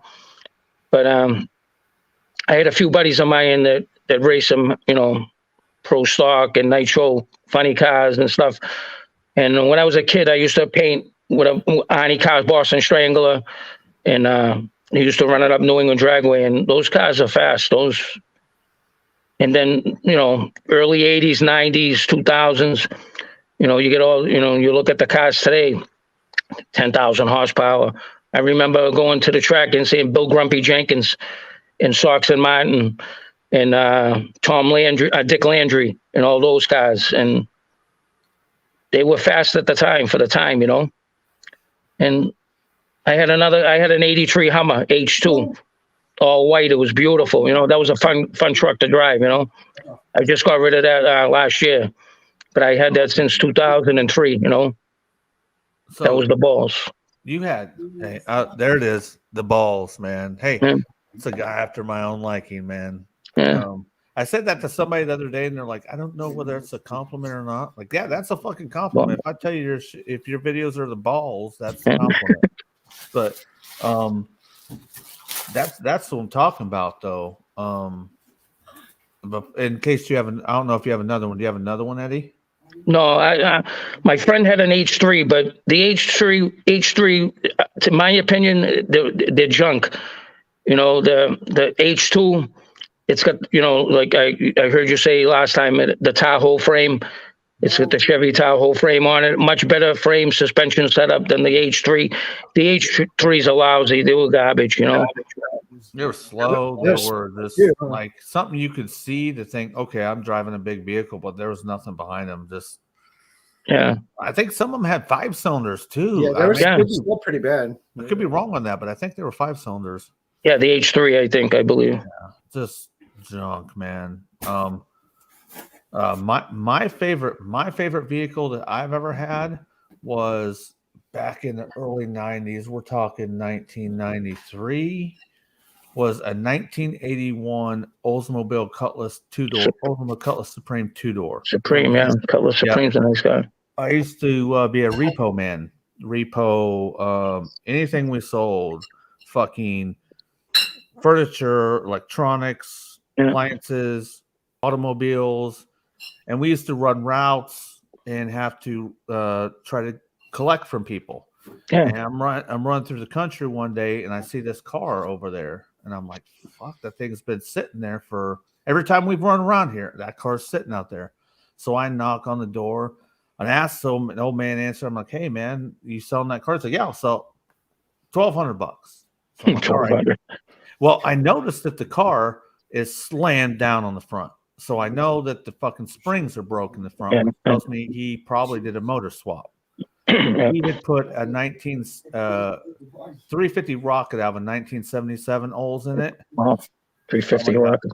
That car is my favorite car. Even my wife will tell you that if I say, "Hey, what's your favorite car?" She's like, "That's that Oldsmobile." That thing would, I'm not lying to you, I fixed the springs in the front and still had the nice rake on it. Yeah, the rake on it. Back in the day, I ran air shocks, N50s, air shocks. My shit was knocked up in the back, bro. That's how I liked it. You be driving, you can see downward. Yeah. And that car would still pull the front wheels off the ground. And what Pop was saying, dude, Pop, I know what you're talking about. Back in the day, I come from a small town up north. We had cruising, and I'm talking legitimate cruising. We would go up 9th Street, take a left on Main Street, go 15th, go around Burger King, come back and do it all over again. Yeah. All night long. Yeah, all night long, bro. And talking about, we didn't have no cell phones, but we could still find all our friends. Yeah. On the fucking parties. Little pagers. Yeah, dude. You'd be paging, you have codes. You just if you wanted to say, call me, be 225563. I still remember it to this day. That's hoe time right there. It's hoe time. Yeah. And, or if a 911, you knew that you knew something was going on. Yeah. Man, but, Remember the Nextels? Remember the Nextels phones? You used to press the button. Beep, beep, beep. Yeah. So we would cruise like that. And like Pop said, back in the day, see, I worked on cars my whole life. I worked on GM for almost 20 years as a shop foreman. And when I first started working on cars, I was building electronics or building stereos. So I had fucking 12s in the trunk on this. Nice. I had passive EQ, Alpine running this shit. Alpines, yeah. Alpine deck with Boltar amp, dude. Yeah. Kenwood Alpines, they were good back then. 6-inch speakers, never coaxial. You never want to run coaxial because it's a speaker that runs mids, highs, and lows, so it blurs. You want to have Jensens. A dedicated the little tweets on the side. What about the Jensen triaxles? The little circles. Yes, but it was very important to me to have this. Like everybody was building stereos with nothing but bass. Fuck this! I want full sound, max bass. My brother was good, man. He hooked it up. Yeah, bouncing freaking quarters. We bouncing quarters off of freaking hatchbacks. Bang, bang. But that was what was in that car, man. I used to always have the passive EQ, so all the lights were dancing and shit. Yeah, that was some good times. Yeah. But the thing is, I built my exhaust because I had this thing I coined. I called it the girth jerk. When I would run by you, I wouldn't honk my horn. I would rev that motherfucker. Wah, wah, wah. And I would run the exhaust, dual exhaust, out to the passenger side before the right rear tire. That motherfucker is loud. So like NASCARs, they run them. Yeah. They run them over the side, out the right side, and before the back tire. Mm. So when I would drive by people, my shit was loud too. Like I was running straight pipes with glass packs. Back in the day, you ran glass packs with everything. And some people don't know this. Glass packs will build up carbon deposits inside. And how you blew it out, you would get the fucking shit real hot, and you would take a fucking hose and spray that shit down, and you could fucking just break it out, and then you were ready to rock again. Hey, so glass packs were like cherry bombs. Cherry bombs are okay. They were good on like an Impala, like a 64 Impala, shit like that. But I always like Flowmasters for their clean tin. I had Flowmasters on an 85 IROC with a 355. It was a 350 board 30 over. And I still like just the straight pipe. My preference for exhaust, remove the cats. Right. Leave the cats, everything back from that straight pipe. Because back pressure is very important when you're building exhaust. Because when I drive the car and I decel, I want to hear that pop, pop, pop, pop, pop, pop. You know what I mean? Yeah. So cats with nothing but people don't know that. They think, oh, you can't leave cats in. Yeah, you can leave cats in with straight pipes after it, and you get what you want. I like how a big block likes to breathe. No, nothing. It just goes fucking straight headers to pipes, fucking thrush mufflers with big blocks. Yeah, so small block likes to have that back pressure and shit, right? So I always like the fact that they on big blocks they'll do run the cat and everything. It's fucking perfect, but they'll have that button you push had a chamber that or whatever that flip the shut off the check valve and had your dumps coming out the side of your car, so it was fucking straight pipe. But then when you wanted to get smogged or whatever, you fucking shut that valve off and shut them off, and then you had your regular system coming through. You know, I always like that idea. I thought that was pretty fucking. I never lived in a state where you had to have we had emission testing where you had the sticker in the fucking windshield and shit. So fuck all that. I never deal with that. Yeah. You know what I mean? Like that's some complicated shit when you're running fucking cats and shit. They have to have fucking valves and shit or exhaust. Fuck that, man. That's expensive, man. But yeah, man, cruising. Go ahead. What? Thanks, California. Cruising was a big thing, and I don't think people understand. Yeah, I lived during that cruising age. It was the fucking shit, dude. Yeah. I mean, all the bay, you get the 2 Live Crew beats and everything like that, man. It was everything. It was Dre. It was fucking Metallica. I would run Metallica, and people don't know like Metallica has some fucking punch. A lot of people set stereos. It was either Rumble or Punch. Mm-hmm. I was always Punch. Who does girls? Motley Crue. Yeah. Dope as fuck, dude. Yeah. Dope. Pirelli time. Yeah, if you had that good stereo when they're revving the fucking Harley thing. I think my favorite motherfucking one was one where it was step and it was right side, and then I heard another step and it was further. I gotta think about it. Let me look it up. For me, it was like the band. Yeah, Rico got it. Freaky Tales, Digital Underground, all them. Oh my god! Freaks of the industry.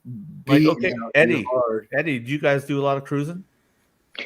Because what, back in the day? Yeah, back in the day, I had a couple other cars. Like I had the Mustang LX with the 5.05 speed in it. I had the Monte Carlo Super Sport SS. Nice. That was like a sled, you know. Yes. And I had my share of cars. You know, I had a Cadillac Eldorado Barrett's 85. I had a regular Monte Carlo 75 Monte Carlo with the long hood. You know, the big Monte Carlos. I had the 79, which was the same body style. And I had the 79 Cadillac Seville. Remember them? The short Sevilles. Huge. The 79. Huge. Would they have a 400 in it? Yeah, you drive it. Yeah, like a boat, you know. The Eldorado Barrett's was like that. The Seville, the 79 Seville I had, the 4-door, that was beautiful car, that one. I love that car. You know? My dad had a 1992 Cadillac Biarritz 2-door with the quarter phantom top. And he would let me take that out. And it was one of those cars. It had blue leather interior. It was metallic blue. Had the gold emblem up front. I had that. Mine was black. Mine was black with the red interior. Yeah, super fun. Oh, black. Okay, cool. So we had blue with blue interior. and he would let me take that out. And back then I was bad because I was a punk motherfucking 16-year-old kid, you know. Oh yeah. I got to go out with it and fucking cruise and shit, you know. But it was a badass car. But It had the spoke wheels. It had the spokes, spoke hubcaps. Hubcaps, yeah. Those things, dude. I don't know about you, but my shit has to be clean. My shit had to be. Oh, clean. my cars were immaculate. Yeah. Dude. You can eat off my rims like If you had them stupid spokes, dude. I used to every day. In the beginning days, I would work lubing, the lube rack at GM, and then in the afternoons I would do the detailing. That's how I kind of broke into the business. Yeah. Dude, you don't want to fucking clean them goddamn spokes, man. Oh, they were a pain in the ass. Oh, you can't get them in there. Damn. Northeast is here. What up, Northeast? Where you at? Is he here? Hey, bro, I'm gonna make sure I schedule something where we can get you back on, man, because he's having hella difficulties with tech tonight, so we're gonna get him back on. Chris, good guy. Yeah. What's I gonna say? I think of this round, we all had some badass fucking bangers, but this guy Tusk comes up with a fucking 1980 Ford LTD on. You don't even know. You just don't even know. Hey, the LTD.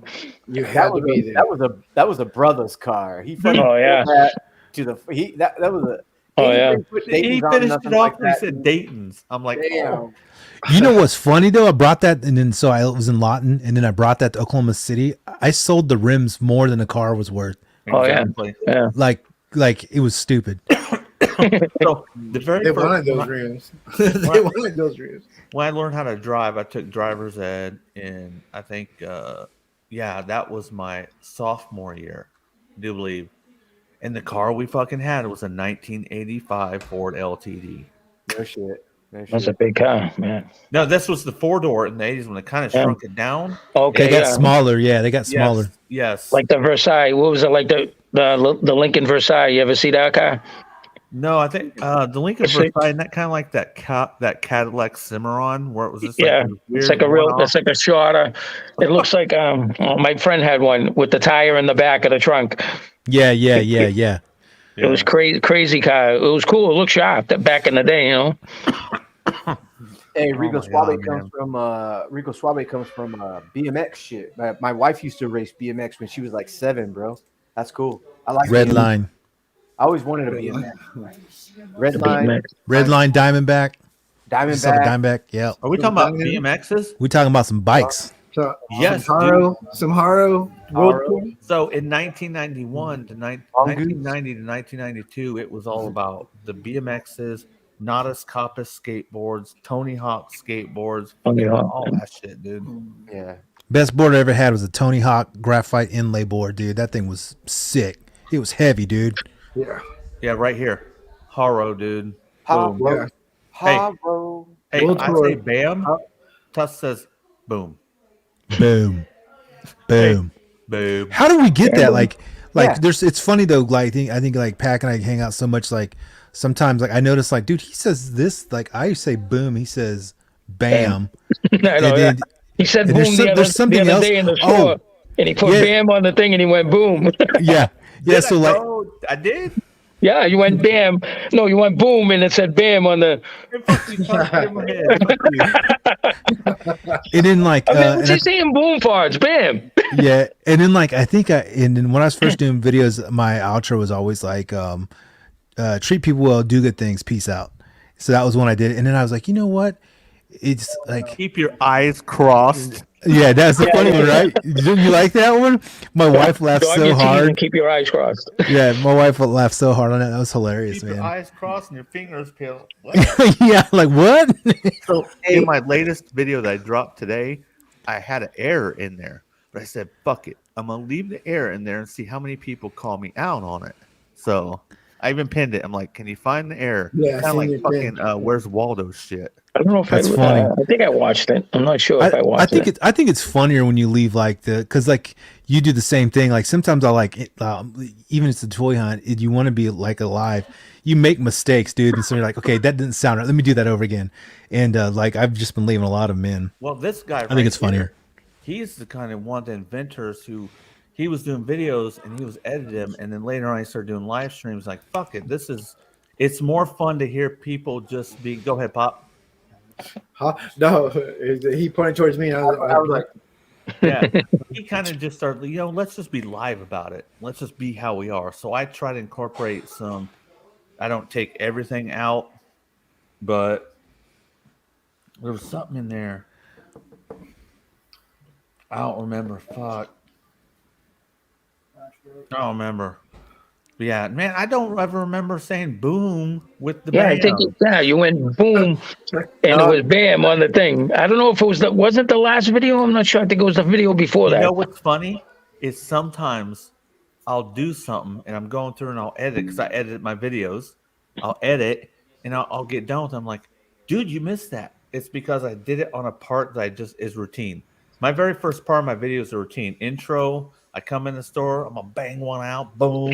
So I think you caught me. I would like to know which video that is, man. I don't know if it was the one before. You did it just now. You did it just now. You should have said bam. Right now, You said boom right now.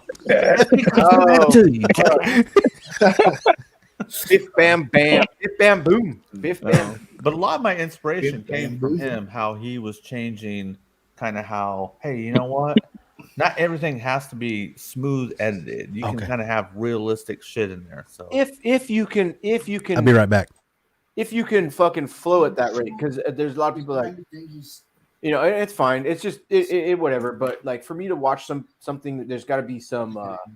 It's got to flow. So I don't depreciate the editing. When you edit, it's because you just want it to go instead of and dude, I say in like 60 times, and I hate saying It's don't say like get Marco, around.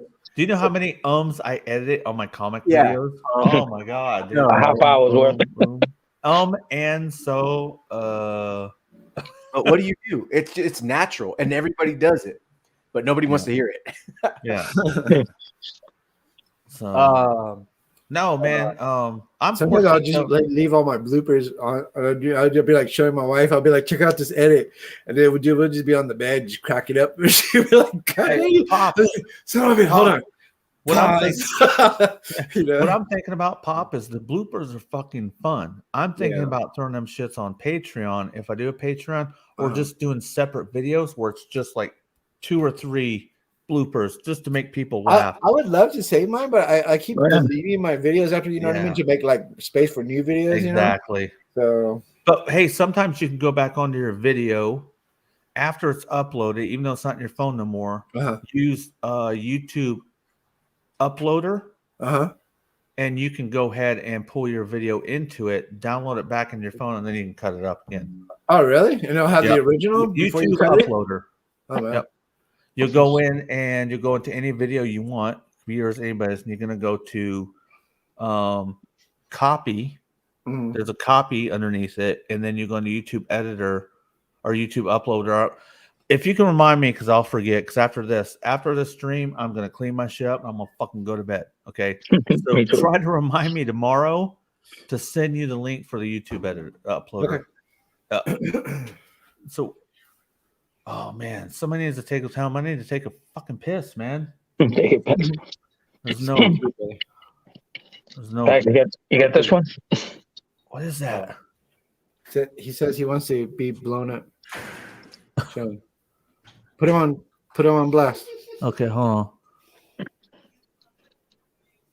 What is that? Let me see. It's a Mustang. Sweet.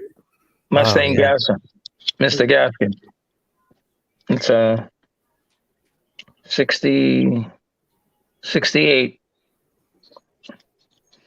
Then I got this one. Is that a fastback on there? I've seen that one, the Mallory gasser. Is that Mallory? Mr. Gaskin.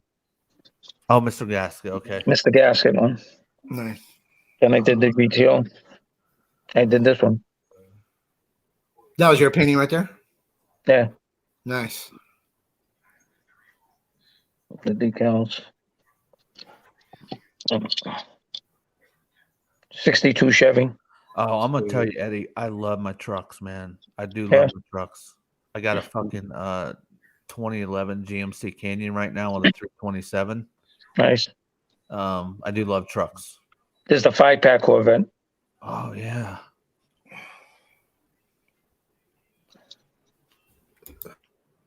I got that one.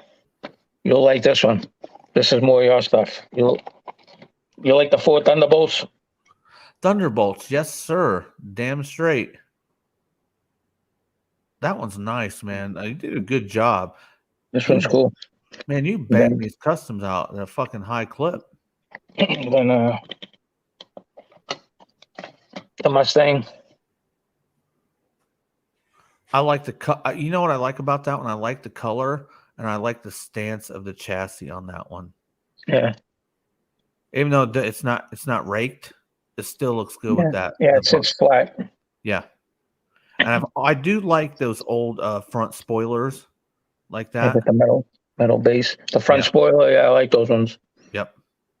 And you'll like this one too. What's up, Dotson Man Diecast? Coming out like chips. Dotson Man, what's up, Marky boy? He's burning all the chips. You'll like this one. That paint is crazy. It looks like Spectra. Yeah. Spectra Flame Green. That's a nice green. I like that. So what up, Jeezy? Look at that one. Yeah. What else? Oh, yeah, I didn't show you this one, the Boss. Oh, very nice. That Hey, looks Tusk. good. Tusk, Yo, you take over for a second? I'll be right back. sure. What are we talking about? Anything you want, Doug. Anything. Marco, yeah, Let's you're talk. right. Let's talk about politics. No, I'm kidding. Yeah. Politics and religion. Everything he doesn't like. Yeah, everything that he hates. Everything that he hates, man. I don't know. I don't know what he was talking about. I kind of missed out on some of the stuff. It was showing his custom, so it was all good. Oh yeah. Yeah, So how long have you been doing customs, Eddie? I've been doing customs. Well, I started doing them in mid '80s, and then I stopped for a couple of years, and then I picked it up again a few years later. I did it for 4 or 5 more years and stopped, and then I started again in 3 years ago, 4 years, 2018.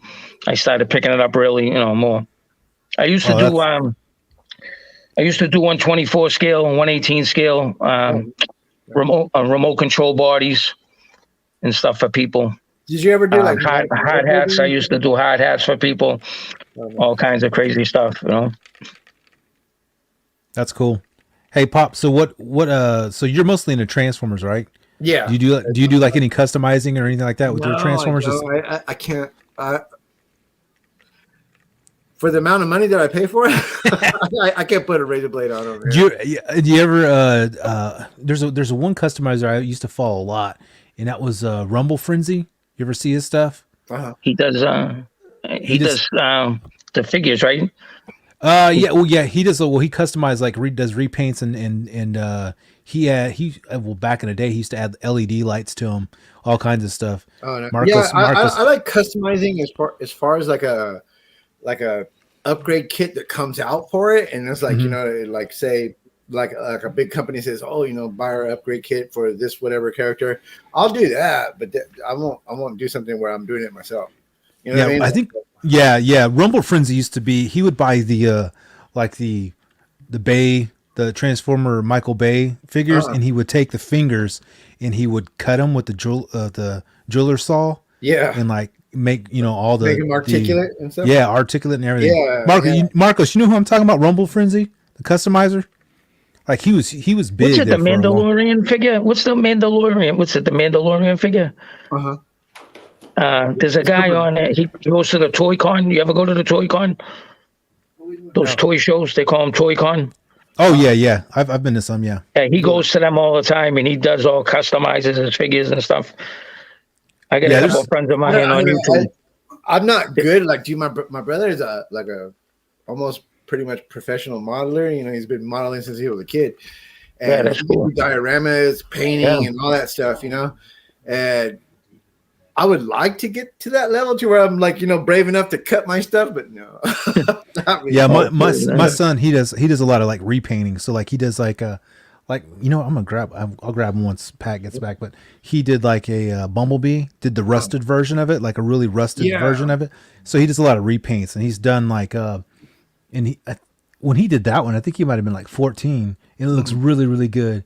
And he does a lot of his own figures. He does like Marvel Legends, you know, his not G.I. Joe's, he's just Marvel Legends and Transformers. That's all he does, and he customizes them all. The time. I just had like I used to buy like a lot of what are they called, the retail characters, you know what I mean? Yeah. And I used to have like in the garage I had tubs and tubs, but I've been, you know, selling them off ever since I got into like the third party masterpiece figures. And this guy that I just sold my last of my stuff, that I had like some old school Beast Wars and some of the Unicron trilogies or whatever, and he bought it all. He was like, dude, let me take all this, and he's like, I'm gonna customize this stuff and I'm gonna do this and that. And I was like, you're gonna what? You realize they're like over 20 something years old, you know what I mean, those things, but you know, that's what he does. And I was like, okay, well, you know, as long as you know you love him or whatever, or you pay the money, so it's yours. Yeah, that customizer, his name is Frenzy Rumble, not Rumble Frenzy. It's Frenzy Rumble. Oh, I think I've heard you talk about him before. Yeah, that dude does some amazing customs, man. Like, he used to do them all the time. Like, they were like crazy. Like, if you just like Google his name, you'll see some of his customs. They're pretty wild, man. He gets pretty in depth with them. I know exactly. I know exactly who you're talking about. For me, I was gonna say Pac might know who I'm talking about. Yeah, I know who exactly you're talking about. He's back in like the mid 2000s. He started a long time ago, dude. Like, he would do LED lights inside of him. He would take like I was telling the guys, like, he would take like the just the store retail ones, and he would like chop their fingers off and do their articulation, do extra joints, and do like all kinds of crazy stuff. Man, that dude was sick, man. Bro, I had to tell you, Tusk, you rub off on me. You and Marcos. I saw this the other day. What the fuck is that? Oh, Volkswagen. What you talking about, man? I got it too. I did a video like yesterday, and I shot this one. And I didn't get it. I was like, I'll just leave it. And then I went back to the store tonight, and I was like, I'm gonna go ahead and get it. And I did the exact same thing. Dude, I put them in a Protecto. I was like, I was gonna open this one up, and I was like, no, it looks too cool. I love the retro packaging on this one, so I left it. Real quick. How can you pass up a Matchbox or Hot Wheels if you don't like them too much when they're so cheap? It's like, fuck it. Okay, all right. So I went on the thing for myself. Pac might say the same thing. Is like sometimes I'll go in and I'll do a video and I'll shoot it, and I'm like, okay, I'll find stuff, but I have this thing where I'm like, I'm not spending any money. Like, I'm not gonna spend any money today. Like, in this month was supposed to be my no spend February, right? Okay. So I was not supposed to spend any money on anything extra, and I went ahead and did it today with that in my Batman. I've already ruined it. I'm only 4 days in or 6 days in. Well, we're gonna try to keep this topic in about 10 minutes, and then we're gonna get the fuck out of here. But that's a great segue. Here's one for you, back. What is that? The Plymouth Savoy 62. Oh, damn. Look at the freaking motors sticking out of that hood. Cut the hood. Big beef and motor. Down, real fast. Want some groceries? I got you. Whoop! $60 in gas. Yeah. Cost you more money to go down the street. So, okay, we're gonna do this and we're gonna get out of here. This is something that I know about because I've been collecting long enough. So people have been collecting long enough know. Eddie was talking about it on his video today. When you're a collector and you've been doing it for a while, okay, you got to go through a learning curve. Being a fucking collector is not easy, okay, because OCD, thinking you have to have everything. That's why I brought this out tonight. This thing came out like what, 2-3 years ago? Maybe 2? 2 years. 2 years, I think. Yeah. My whole point of getting at that was what Eddie was saying. That thing was a Hasbro Pulse only thing. And I said, you know what? I'm not buying shit off Hasbro Pulse. I don't like their tactics, so it's a principle thing. I was like, yes, I want it, but fuck it. If I find it in the wild, I get it. I don't order shit. It's just, to me, I've been through the whole phase where I got to have everything. I got to complete it. I'm not there no more. Yeah. like Eddie was saying, when you start buying, you'll run out of room or it just will overtake you. You have to be in a good spot up here and know how to control yourself and know what you want before you go heels up. And I see a lot of young collectors struggling with that. They get frustrated, like, man, it's collecting. You got to circle it. So here's what I do. Somebody just asked me in a comment on my video tonight. They're like, are you reseller or do you collect these? I am both. To keep my stuff down, I have massive stuff. I have stuff behind me. I have stuff in there, and that's just stuff since 2016 because the other shit burned up. Like 17 years worth of shit. So you collect a lot of stuff. What I do is I get it. I'm a vendor at the Hot Wheels and Diecast show in OKC. I put it all on the table. Okay. I'll sell it. All the kids that come through, they get free cars. That's right. Yeah. But I sell everything. What I don't sell comes home with me and stays in my collection. And a month and a half later, we'll have the next show. And between then, I'll buy more cars. And I'll do the same thing over and over. Otherwise, these fuckers right here are worse than fucking babies. These things reproduce like a motherfucker. Oh, yeah. So the young collectors, it's not easy. As you get older, you understand your tendencies.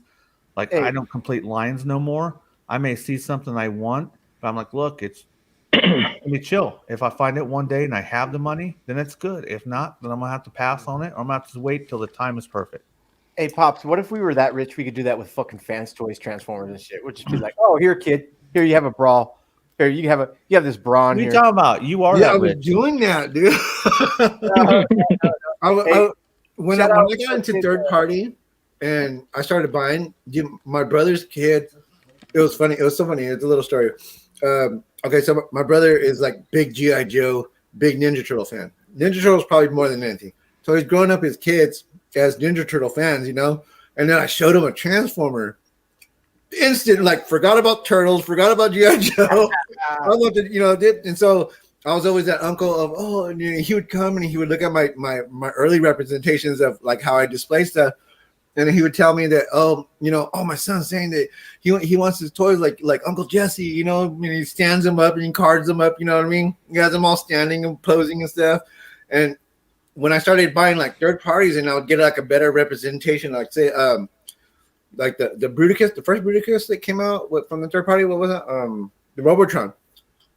When I bought the Zeta, I gave him that, like, just here you go. Here's my Robotron. You can have it. And he's like, oh my God, this is what for your collection, you know? And it was just like, I was like every Christmas or whatever, I'd be like, here, Uncle Jesse, and I'm giving you this, you know, because I already bought something that was better to me, you know what I mean? And I was like, holy crap, dude, I gave him a lot. But cool, it was crazy, but it was cool. Yeah, definitely. I mean, I started his collection, you know what I mean? And that's where he's always going to remember probably, you know? So it's cool. I love to have things from my friends. Like something from Marcos, that thing is special to me. Something from McDJ, ACD, something from Tusk, something from everybody. It's like that stuff stays there and it never goes anywhere. That means I always said that, Pat. It's like if you get a gift, you can never sell it. I told him that first thing. Yeah. I was like, dude, here you go, but you can't ever sell it. Can't ever sell it or trade it. actually, That's like me. I like to give you guys customs, each one of you guys. And it makes me feel happy. It goes in your collection, and it's something that you guys enjoy, you know, and cherish forever, you know, and that makes me happy. It puts a smile on my face. Yeah, you know, I feel the same way. I'm like, if I can do anything that puts me from over here in Lodi, California, in somebody else's house, and so when they walk by it, they think of me. That's all I'm going for, and I that's fucking perfect. It is, man. I feel that. It is, and like, I don't know. That's a cool feeling. You're 100%. It is. Yeah, like I got guys, they send me boxes of cars, I tell them, don't send me no more cars. You know, I got enough stuff. If I want it, I'll get it somehow. You know, it's I got everybody in the community. If I need a car to do a custom with, I go to the community. I can work a trade or something. But, you know, send me a custom and I'll send you stuff. You know, I'll throw extra stuff in the box. You know, I don't want you to throw extra stuff in there.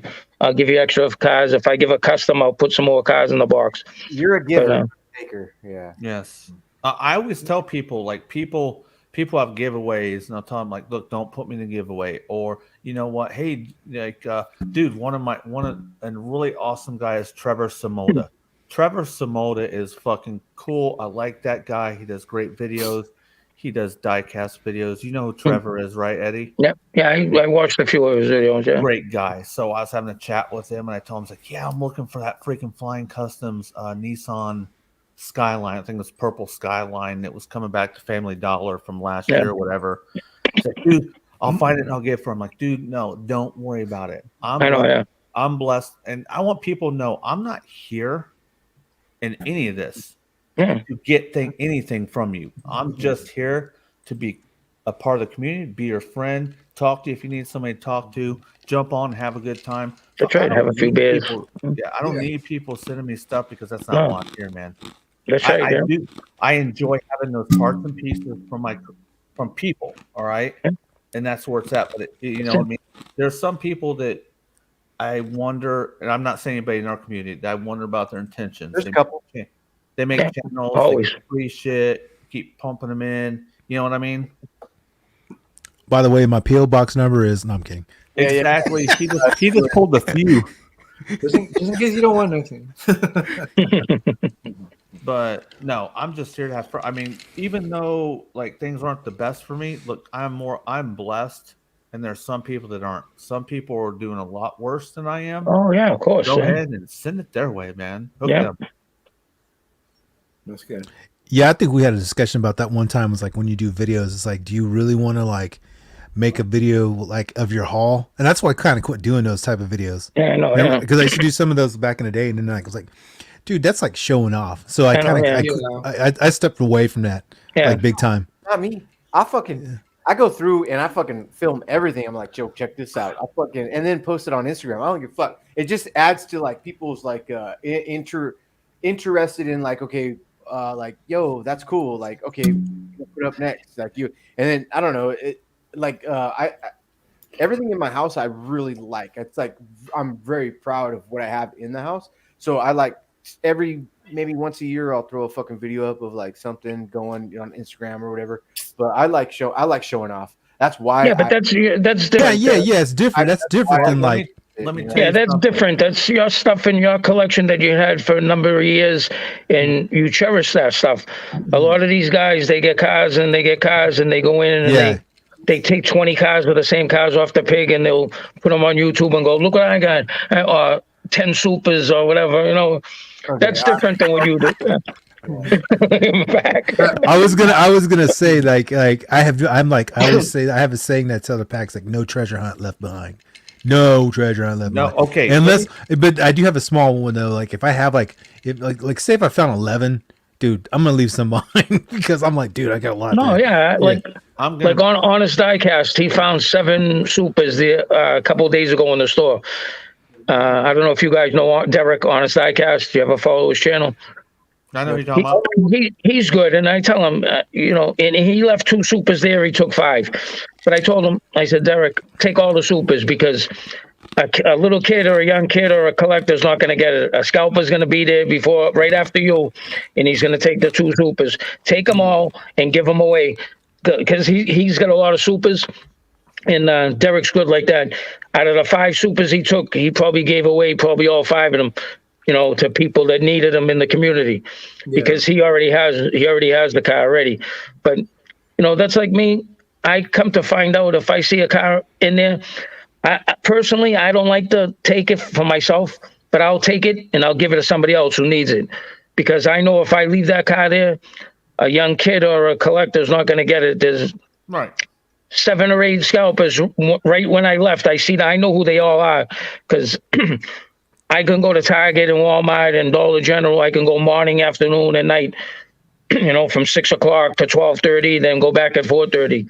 And I see there's guys coming from North Carolina down to South Carolina. There's guys coming from Georgia up here. And it's they buy the boxes. They buy. They'll go to the store managers, and I've seen it and I've heard it. And the managers got these guys' numbers, cell phone numbers, and they call them. And the guy drives down from North Carolina and he goes, I got 8 boxes. come and get them. You know what's funny? There are people. That's what we were talking. Pack and There I are was talking people about that that. make deals Oh yeah. under the counter Slip- with these slipping a stalkers. 20. And I'm going to make this clear right the fuck now.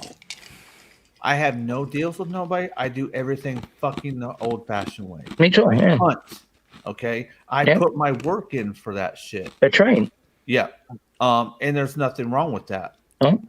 But I was like Tuss says, I was beating somebody to a Just a waste of time.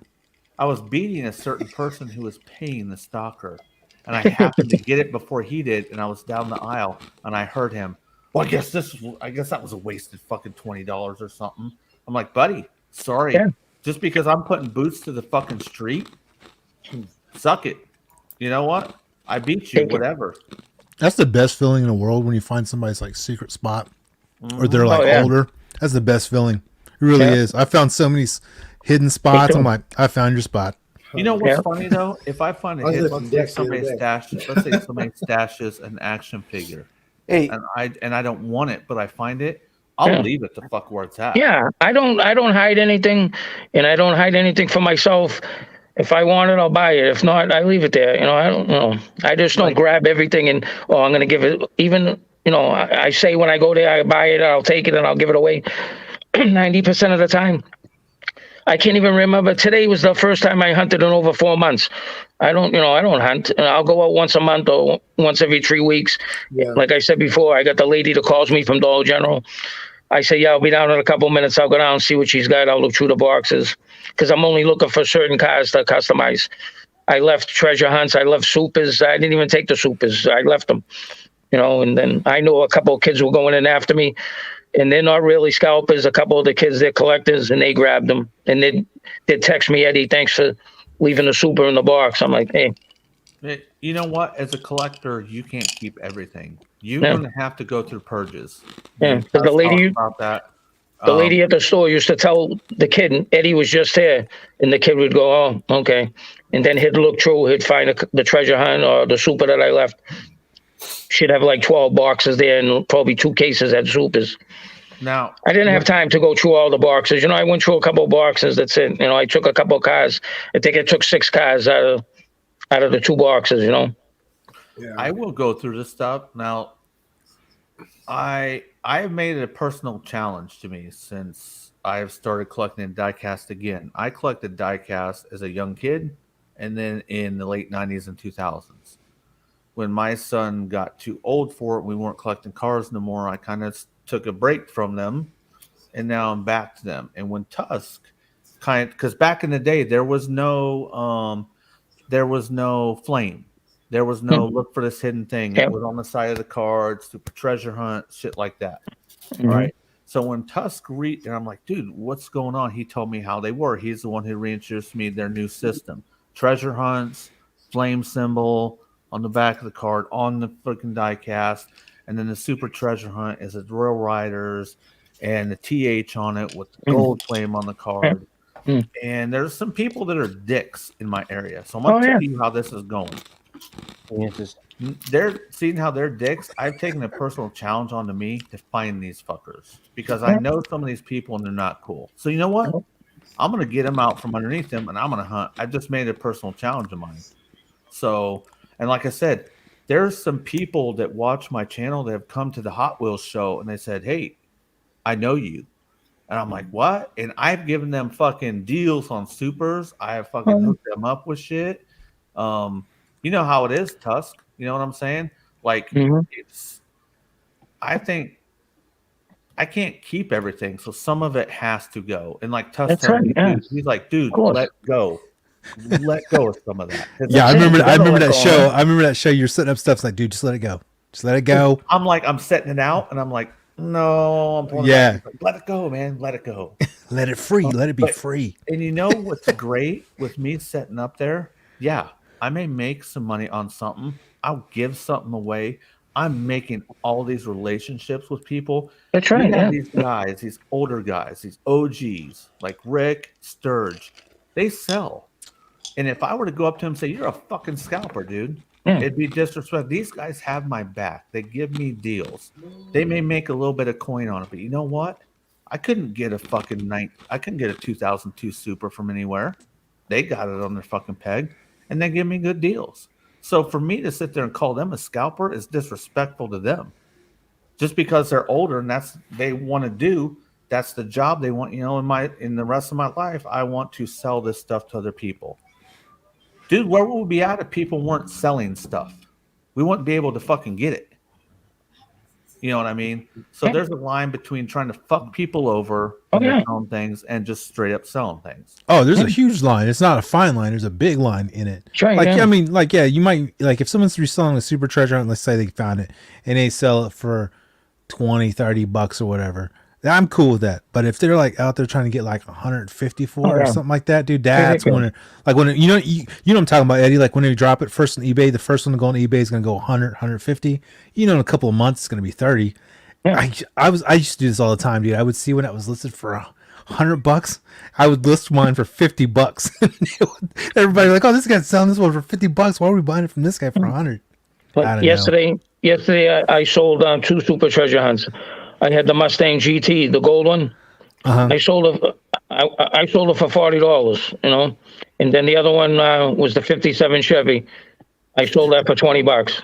I could have got 45 or 50 for the Chevy, and probably 60 or 80 for the Mustang. So one of my viewers came down. It's such a fucking great deal when somebody says, "Hey man, I watch you," and you're like, "No, you don't." What? So this dude that I call, his nickname is Steve Bam. You know, I think if you saw my OKC Hot Wheels show, that's a nickname, Steve Bam.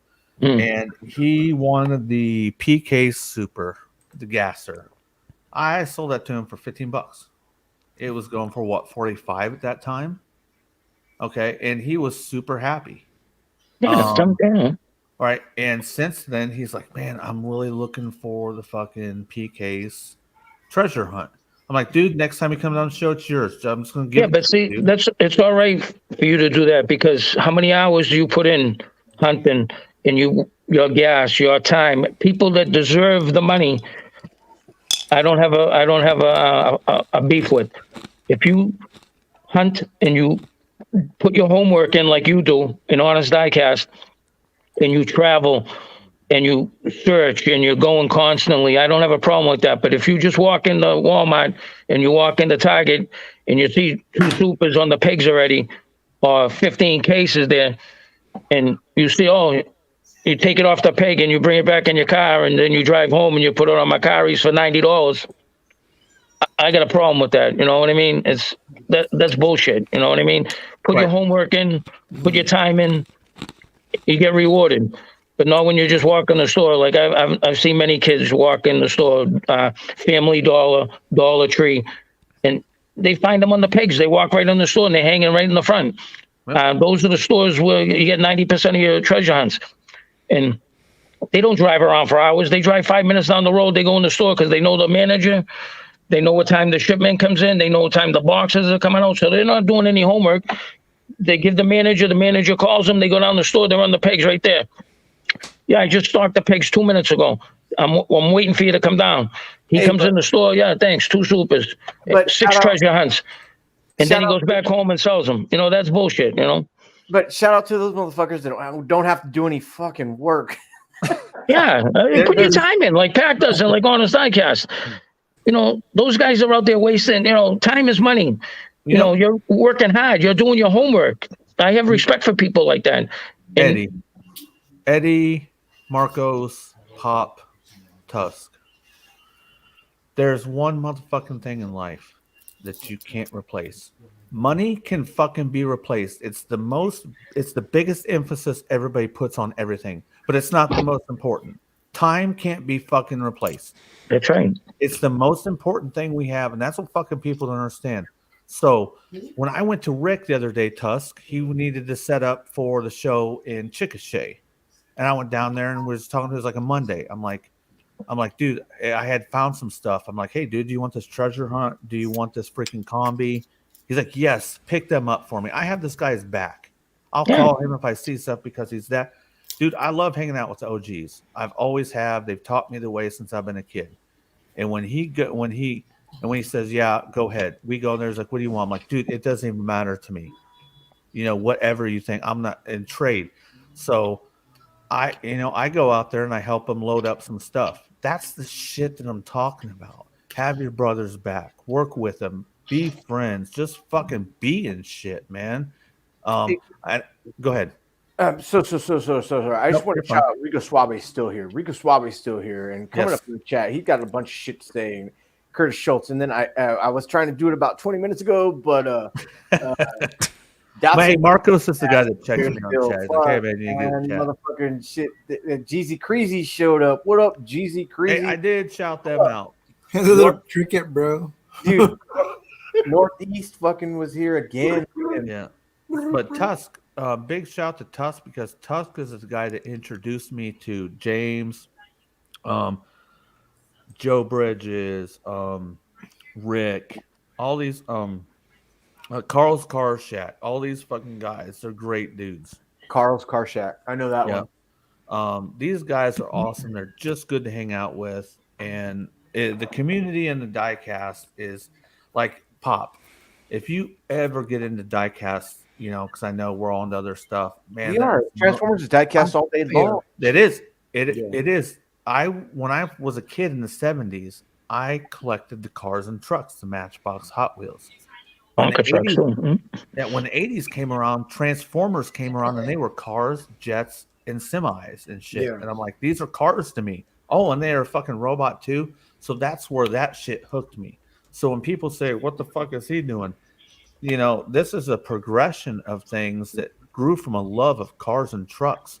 I don't think I would be working on cars and worked on my whole life if I didn't have that love for cars. And when I go out and I video them shit, I'll say, everybody can tell I have fucking love for automobiles and vehicles. And that's where that shit comes from.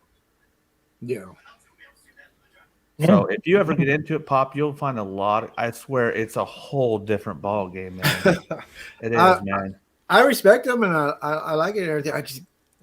I had to like you know how you said you gotta let go stuff. I had to refine my collection. You know what I mean? Yeah. I had volumes and volumes of collections of Transformers, and just like the other day, I'm about to release like my G ones. You know what I mean? Because they're in boxes. They're in boxes and they're good to go. But I'm like I'm totally in like 100% third party MP, and that's what I like. You know what I mean? So I'm about to like just let those go. You know what I mean? I'm not here to say, dude, get diecast. But if you ever do, you're going to find out that the community for it and the people in it are a lot fucking different than Transformer people. Transformer people can be a little toxic. Yeah, no, I hear you. It's a little bit cannibalistic. I mean, because they're very segregated. You know what I mean? Very segregated. And G.I. Joe and a lot of the action figure community. Yeah, I mean, because you don't like Bay, you don't like G1, you don't like Beast Wars. If Eddie tells me something like now, and he says, and Eddie says, "Hey, dude, I don't really into that car, man, but congratulations, you got that, dude. That's awesome." He didn't fucking try to cut me down. I didn't try to cut him down because he got something I didn't like. I say, that's not for me, but fucking congratulations for you, dude. That's awesome. Yeah. And there's not a lot of that going around with, the hardcore big them circles. So you're in a hard market, Pop, really hard. Mm-hmm. Yeah. But you're a good dude. So like I said, if you I like making videos. And I kind of like with what Marcos kind of always said, like you're immortalizing yourself by putting yourself on YouTube, and so it's always going to be there. And it's kind of like that kind of stuck with me. You know what I mean? I would like to just do it as long as I could. You know what I mean? But as you can see behind me, my collection is pretty much almost, dude. Like my boat's going to fill up for G1. You know what I mean? And there's not going to be too much more that I really need for this. So I don't know how much longer I have. You know what I mean? Well, we have to. I hate buying doubles, dude. I swear to God, I do. But it's just like it's just something to to your grandkids and whatever. Hey, check out Grandpa. He's crazy. Look at his collection. That's what's crazy about. Me. Thanks, M3.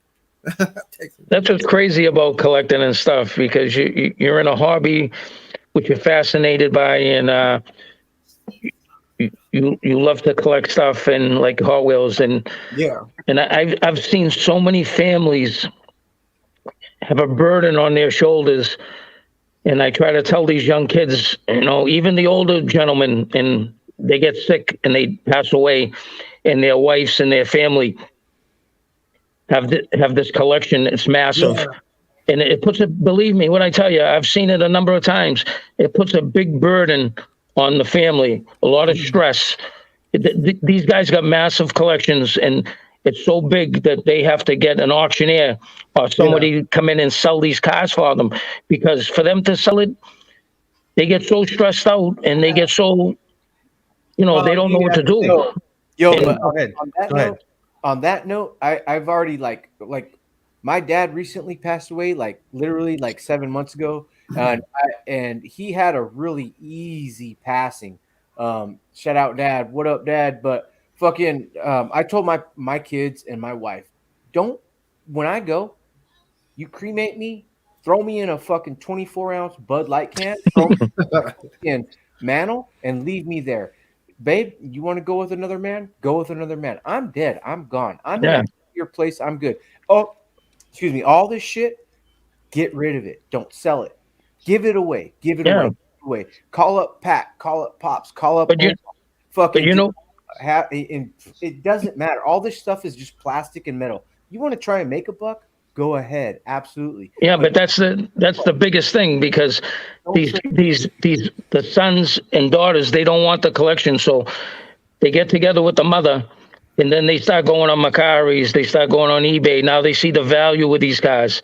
Now they're thinking, should I get the full value, or what should I do? And they don't know, and they don't want to give the cars away because there's value there. You know what I'm trying to say? Yeah. Much respect. But I tell you what, a good thing is life insurance, because my life insurance supersedes this tenfold. Life insurance is very easy to get. It's very simple, and whatever you do to die, you will get this life insurance with the policy that I have. I just asked my kids, like, okay, so you're slightly interested in anything. Just take my Bandai GX71 Go Lion Voltron. Keep that. Sell everything else. Give it all away. $1 here. Have $1 fucking party. $1.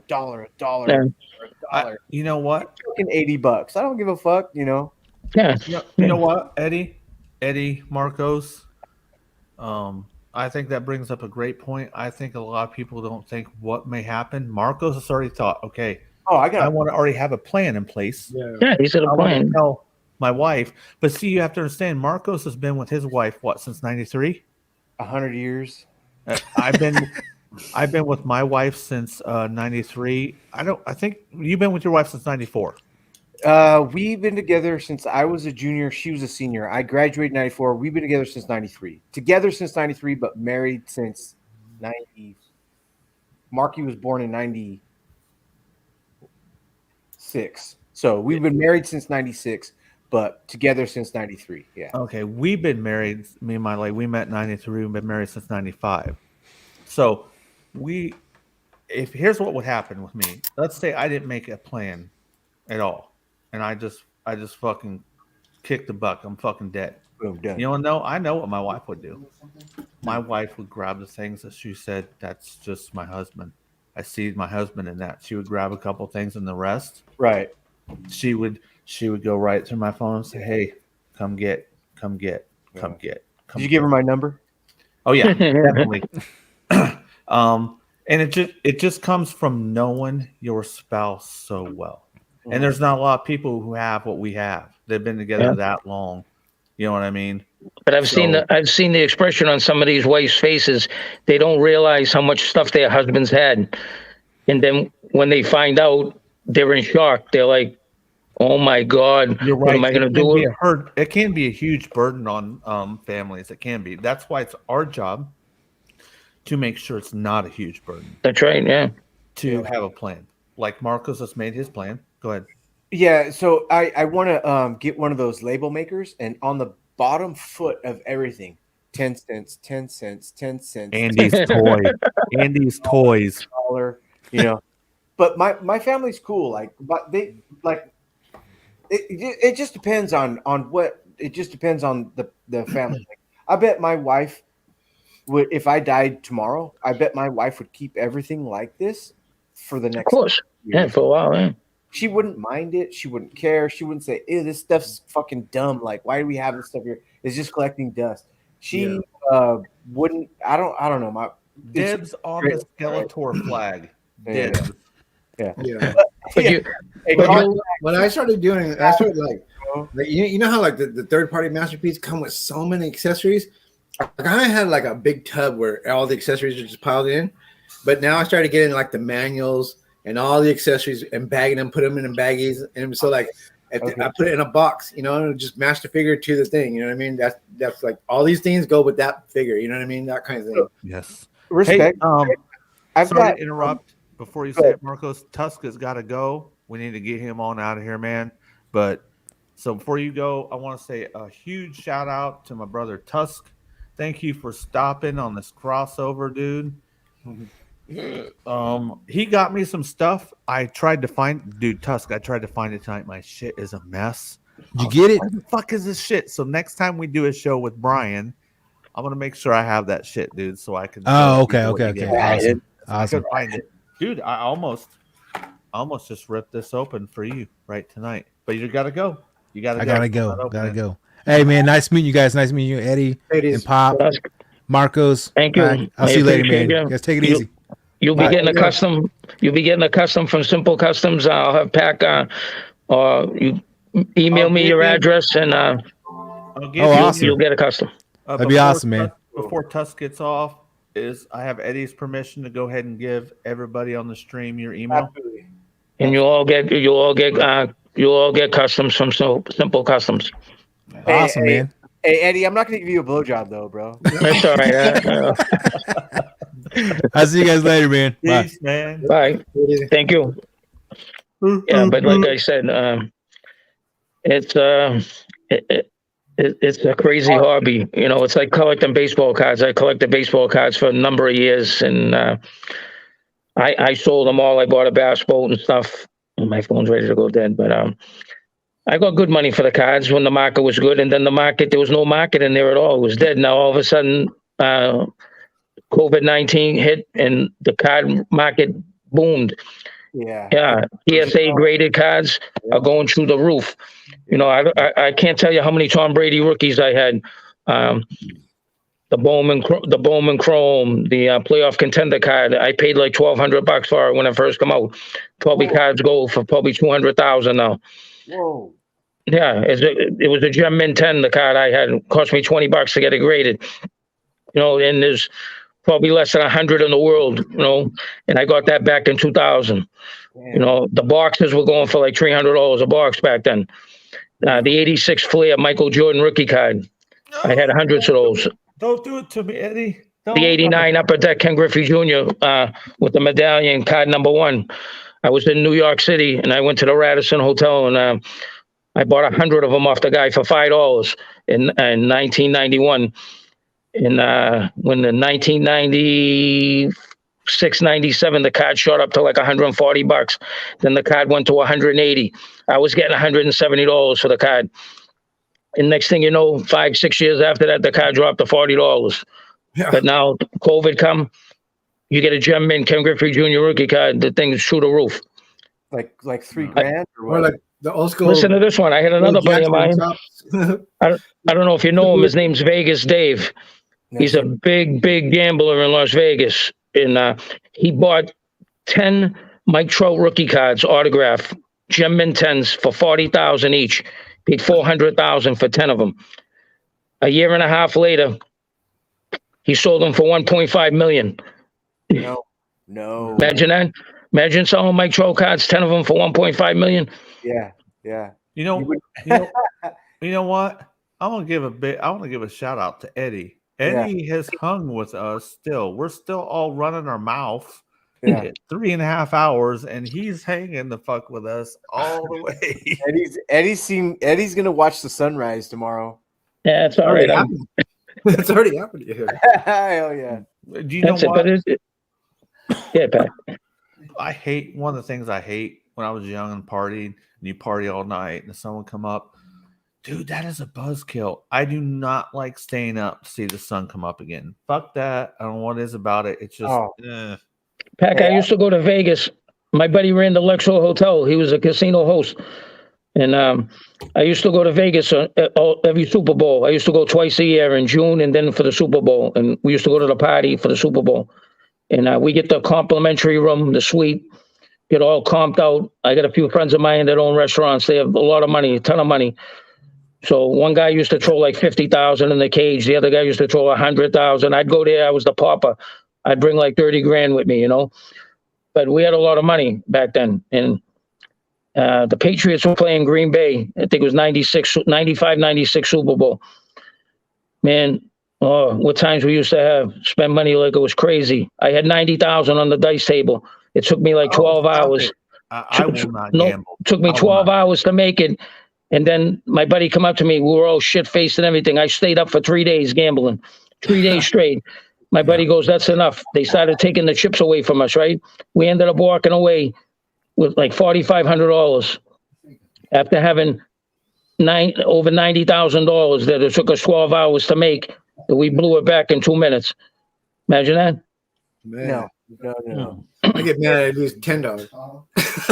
I had a 1985. I had a restaurant in Hawaii, in Oahu, in Kailua. I'm a chef by trade. I went to Johnson and Wheels. I can do ice carving. I can make pastries. I saute French and Italian cuisine. I had a little 10-table cafe El Italia, it was called. It was in Kailua, downtown Kailua. Hey, hold on real quick. Fast Eddie's in the fucking mafia, dude. No, yeah, well, I work for the Cheese Man. Fucking bed tomorrow. I worked for the Cheese Man for a few years. He was the big mob guy in Boston, and I did a few things for Angulo and a few people up in Rhode Island. I did baseball cards. I ran the numbers. You know, I did all that racket. Back then, I was making good money, $1,500 a week as a kid. You know, and I do the football cards. You know, I answered the phones. I did college football. I did all that garbage. You know, but easy come, easy go. The money just pissed away. You know, I had the restaurant in Hawaii. I kept it for 5 years, and then I sold it to a lady from New York. You know. But I lost a ton of money back then. I lost a ton of money, you know. And then I got back into the restaurant, the construction trade, and I worked construction ever since because the money was fast. The money was big back then, you know. You like all the Mark Wahlberg, all the Walk? Yeah, I know the Wahlbergs. I know so cool. The New Kids on the Block. I know all those kids. My wife's from Brookline, Mass, and she lived down the street from all those guys. And Wahlberg was from South Boston. And Did you like the movie Black Mass? Because that's a really good movie to me. Yeah, that was all right. There was a lot of bullshit in there. Okay. Whitey Bulger, you know, I met Whitey Bulger a few times. I hung around with Sal Splinger, you know, the Animal. You know, Sammy the Bull Gravano.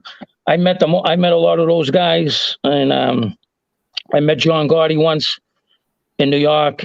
He's a funny guy. He, you know, if you minded your own business, they wouldn't bother you. But as soon as you started mingling in on their stuff, or you owed them money that you couldn't pay back, and you know, they were ruthless. They were ruthless motherfuckers. You know, they were nice people, nice guys, but they still are. And they're running the fucking government, and they're running the motherfucking.